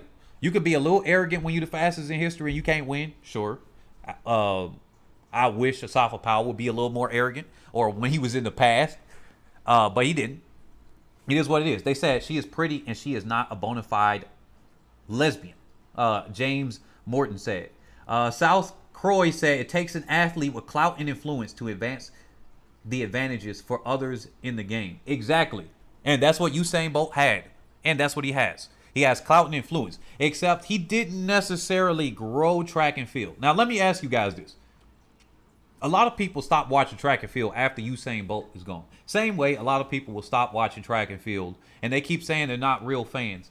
But I stopped watching basketball after Jordan left. I saw his games live, and I was like, wow, this is amazing. He's doing tricks and flips and all types of things. Look at him go. And that, if I was a different color, people would think that's racist. But because the color I am, they'd be like, oh, well, some of y'all don't believe it. But because of the color I am, I say he's doing flips and tricks. And then it's okay for me to say it. But he was doing flips and tricks and look at him run. Look at him go. Like, right? Okay, cool. But after he left, I stopped watching basketball. It was like boring. I mean, sure, I kept up with the Spurs and what's his name and Grandpa and all of the stuff that they called him. I forgot, the old man and everything. Sure, I kept up with that lightly. I didn't care for Kobe Bryant. I respected him as a fierce competitor. Yeah, I would watch games here and there because of Kobe Bryant's fierce competitiveness. Derrick Rose brought back something. Maybe that was a Chicago thing there. But he couldn't play consistently, so he lost me. There are going to be people. What we need is personalities, because personalities keep growing. If anything, Mo, let her personality, whatever it is, show, right? And then we get Sydney McLaughlin that shows. Because Sydney McLaughlin looks so serious. She looked like she'll rip your head off. Like, do y'all agree with that? Like, she looks like she'll rip the head off of somebody. Like, if she came up there like, yo, you look at her the wrong way, she about to tear you apart. She was like, all right, I'm going to let the track do the talking. But then she's just like super humble and whatnot. Like, that might be her. She might look like she could rip your head off, but then her personality might be a humble one. Might be goofy. We don't know because she don't let it show. Oh, yeah, smash the like buttons if you're here, by the way. So, McLaughlin can be bigger than Forrest Gump. But the problem is, who's talking about McLaughlin right now? Only one that talked about McLaughlin is me now, because you guys brought her up. If it wasn't there, what is McLaughlin doing right now? What is she doing right now to keep her name up there? That's the thing that we need them to do, and they're not going to do it. So anybody that's a new athlete here, I'm saying it to you now. If you're going to come up, make sure you figure out how to keep your name being talked about. You don't necessarily have to do the negative, extreme negative stuff. But guess what? People wanted me to talk about Allison Felix getting dissed by Forrest Gump. Well, how is me, number one, that I didn't see how that actually grew the sport. Now, roasting Forrest Gump when we was leading up to it, now that makes sense because she's a bozo the clown. But her talking about Allison Felix, that's just giving her too much. Her talking about Nicki Minaj and that thing, okay, I guess that's gonna help her because I can see her in a music video. I look, she's gonna be shaking her booty in a music video, and that's what I had originally recorded. I had people shaking their booties and twerking up on the screen. I might still start doing that and start putting that up on the screen though, because we're gonna be talking about all types of subjects here. But I decided not to run that one for this video. They said, I love the Jamaican queens, Ferdinand said, but also, oh shoot, here we go. Oh my goodness.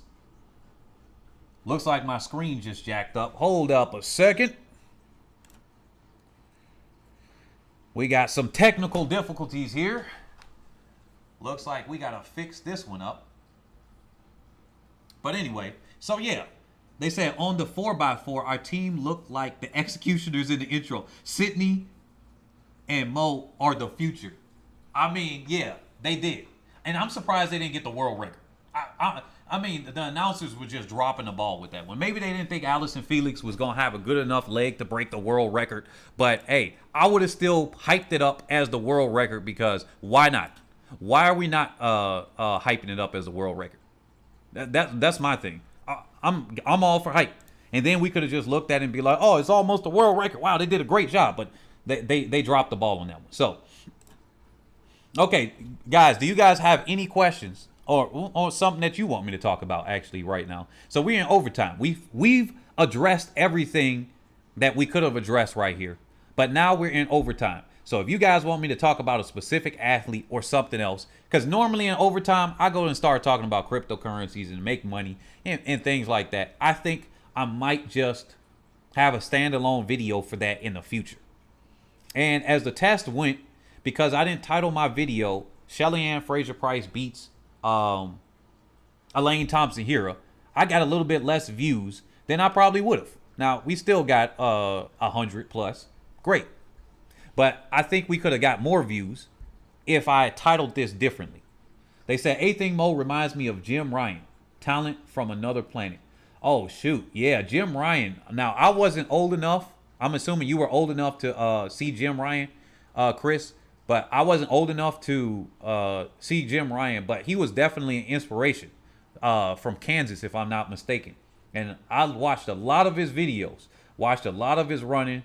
He set the high school record in the mile, and he was just great, especially at a young age. I think did he make the Olympic team at 17 or something like that? I think he did make the Olympics at 17. They said Winston, Sydney was breaking down because she isn't getting enough recognition. Wait a minute, what? Wait a minute, when was this? They said on European television, they mentioned the world record. It seems U.S. coverage is poor. Yeah, with the amount of talent that they had in there, I would have thought that they would have mentioned it. So, yeah, they said, yeah, Sydney had a breakdown video recently. It got loads of views. Wait a minute, really? Oh, shoot, this is the drama we need. Man, Sydney doing the drama queen act. Now, I'm not calling it an act because of act. I haven't seen it yet to declare that or enough respect. Oh, okay. Sydney ain't getting the coverage that she needs. All right, we got her on this channel. You know what? Thank you.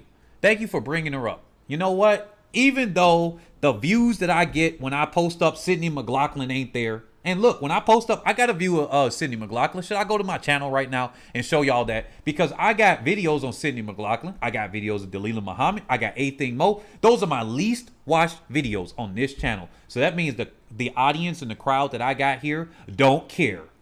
Y'all just don't care. Collectively, y'all. That's what I'm saying. Collectively. Now, some of you guys here may care, but you just don't care. You don't click the videos. Y'all click these other videos and watch them. But I don't have people clicking on Sydney McLaughlin. I don't have people clicking on Anything Mo. I don't have people clicking on a lot of people that you would think, based on some of y'all comments in the comment section, you would watch Allison Felix. For everybody that says, we Jamaicans love Allison Felix, I sure have an Allison Felix video out there with 2,500 subscribers.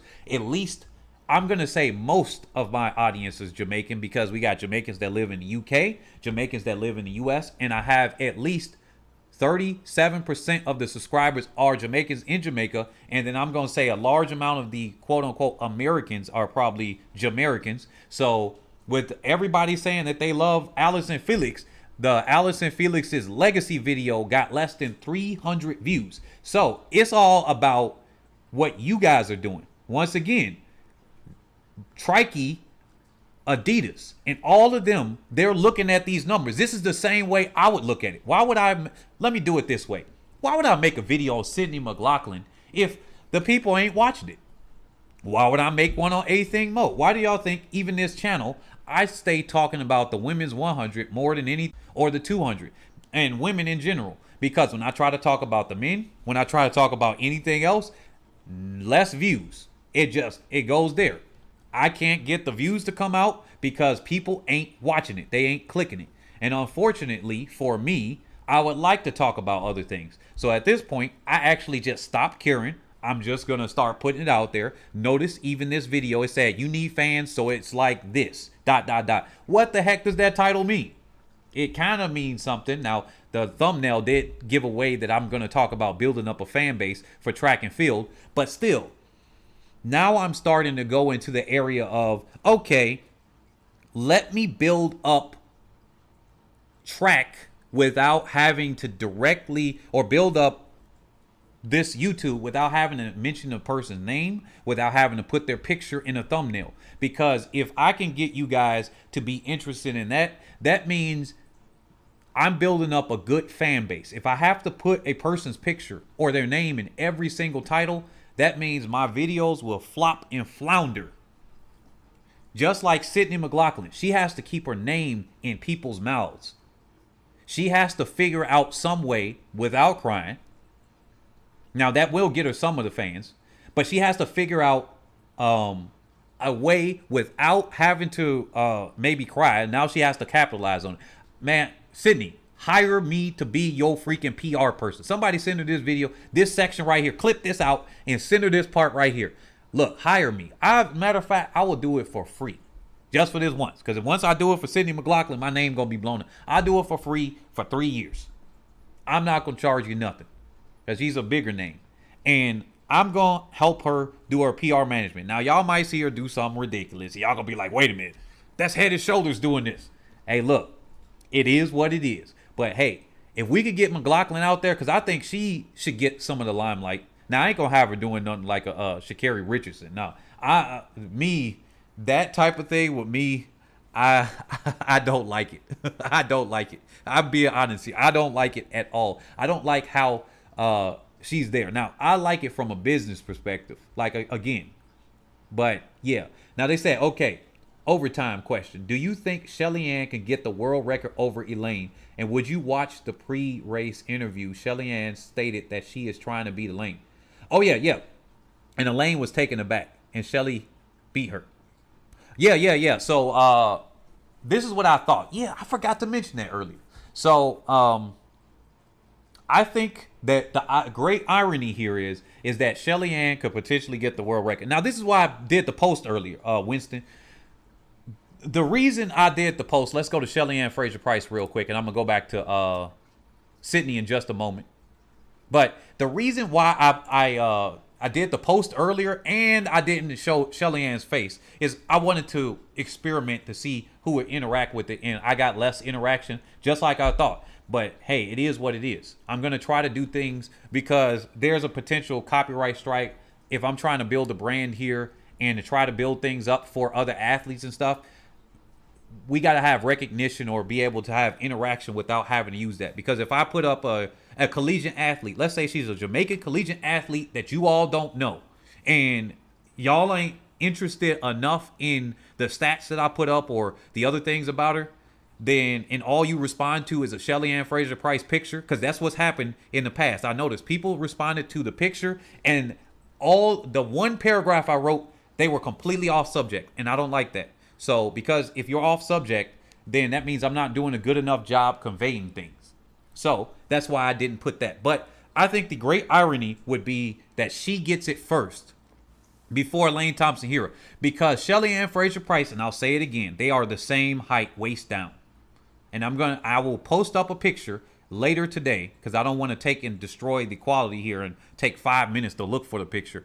But of them standing next to each other, they have the same leg length, which means their stride length should be theoretically about the same.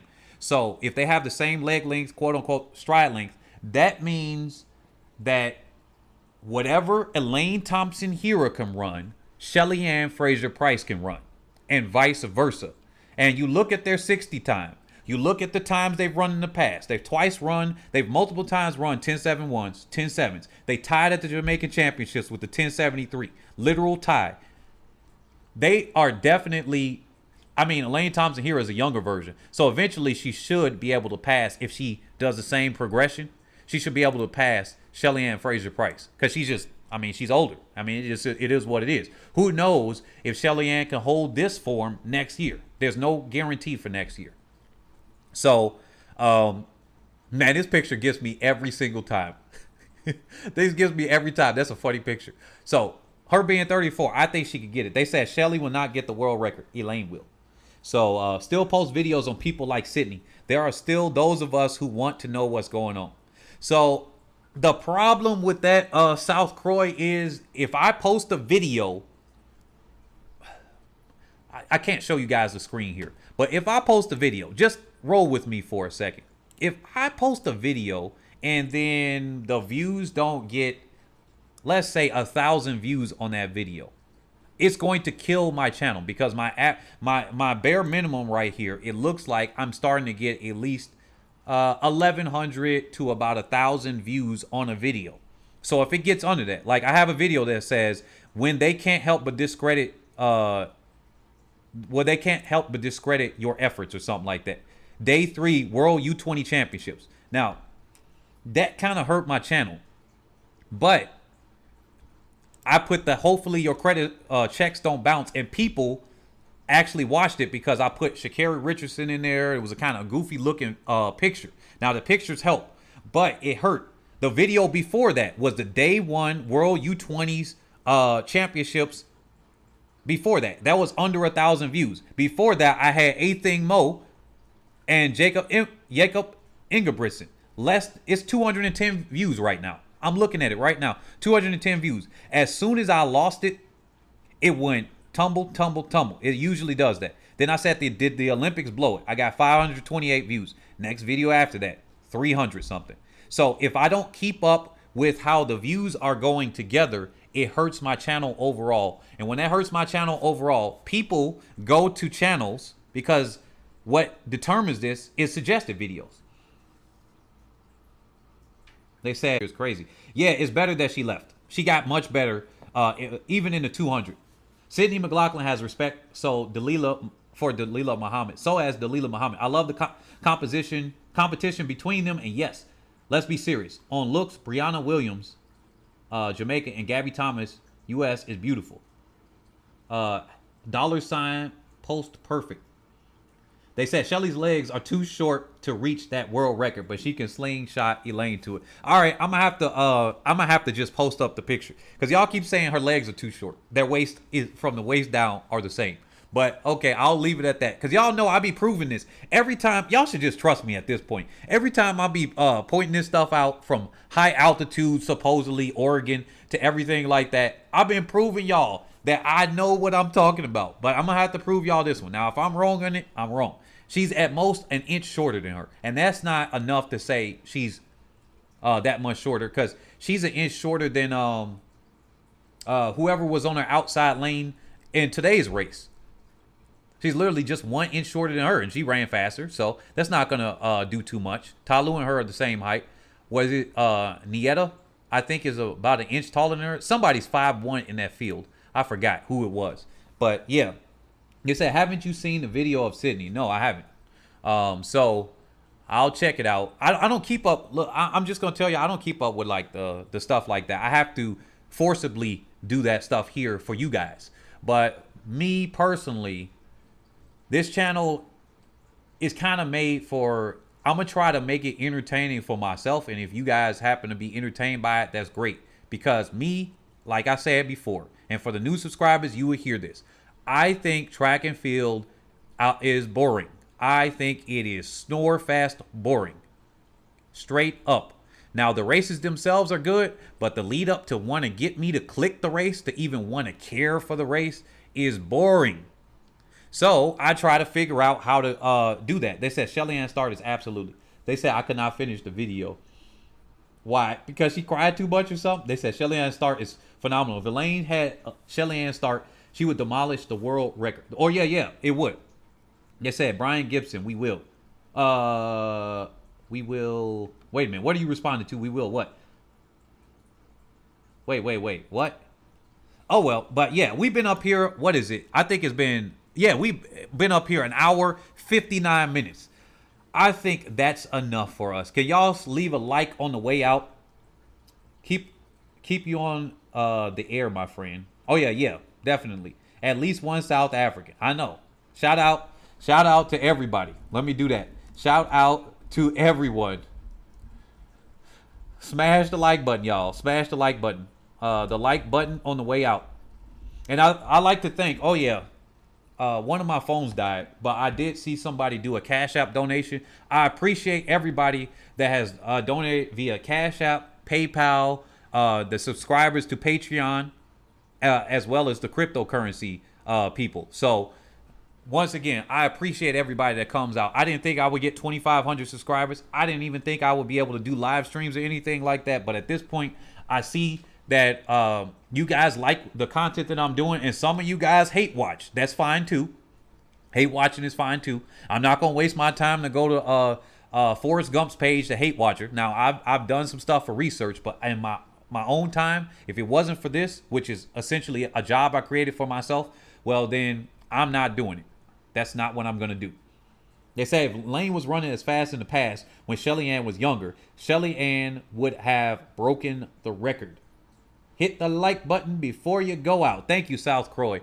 And I got to return the email messages to the moderators so we can get the things that we were talking about started. But yeah, like I said, I'm gonna post that up. Smash the like button on the way out. If you'd like to contribute, definitely consider Super Chat, Patreon, Cash App, everything, whatever, all the stuff in the description. We got all of that. And we talk about how to make money, how to grow yourself as an athlete, maybe even as a coach. Because I think we forgetting that Coach Francis is an all-star. And yeah, the coaches may not have as good recognition in any sport, really, whether it's footballs, whatever. But we got to give Coach Francis his props. He has produced Asafa Powell, Shelly-Ann Fraser-Pryce, Elaine Thompson-Herah. I mean, and then his brother, if you technically want to say Steve Francis, his brother, was it Patrick? He probably copied a lot from Steve. So I would say that he indirectly would have produced Shericka Jackson as well with her talent. And then who knows what other athletes that may not be at the top level, because they got more than just them running for them. But who knows what other athletes they would have produced with that. They said, we need to see your face. I figure you look like somebody. See, look, I know I could get more. I know a certain somebody shows his face in his videos, and he's going to outdo me when it comes to the face thing. And you can get more people by showing your face. At this point in time, I do not want to show my face. Look, I keep a fro, and I keep my face gruffy as I don't know what.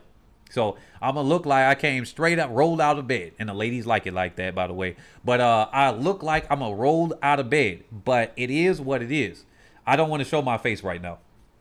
So I might not show it in the future. Even if you guys know what I look like, I might still not even show my face. Ferdinand, where is he at? They said Shelly is going to push Elaine to the world record. The 10-6 ran today is going to push Elaine to get there because they both like competing with each other. Let me see. Ferdinand. Oh, yeah. So, yeah, with that being said, they said, would sha'carri show up and run the 200 meter in Brussels? That'll be very interesting if she does run it. Well, that'll be yet to be seen. Once again, oh, yeah, Glenn Mills. Yeah, another great coach, Glenn Mills.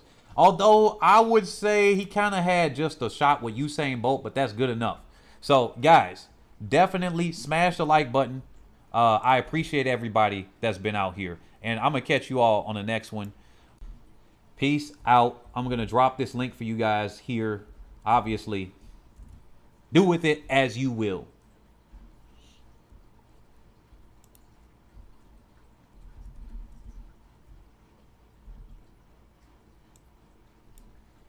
Support the channel there and anything else. Peace.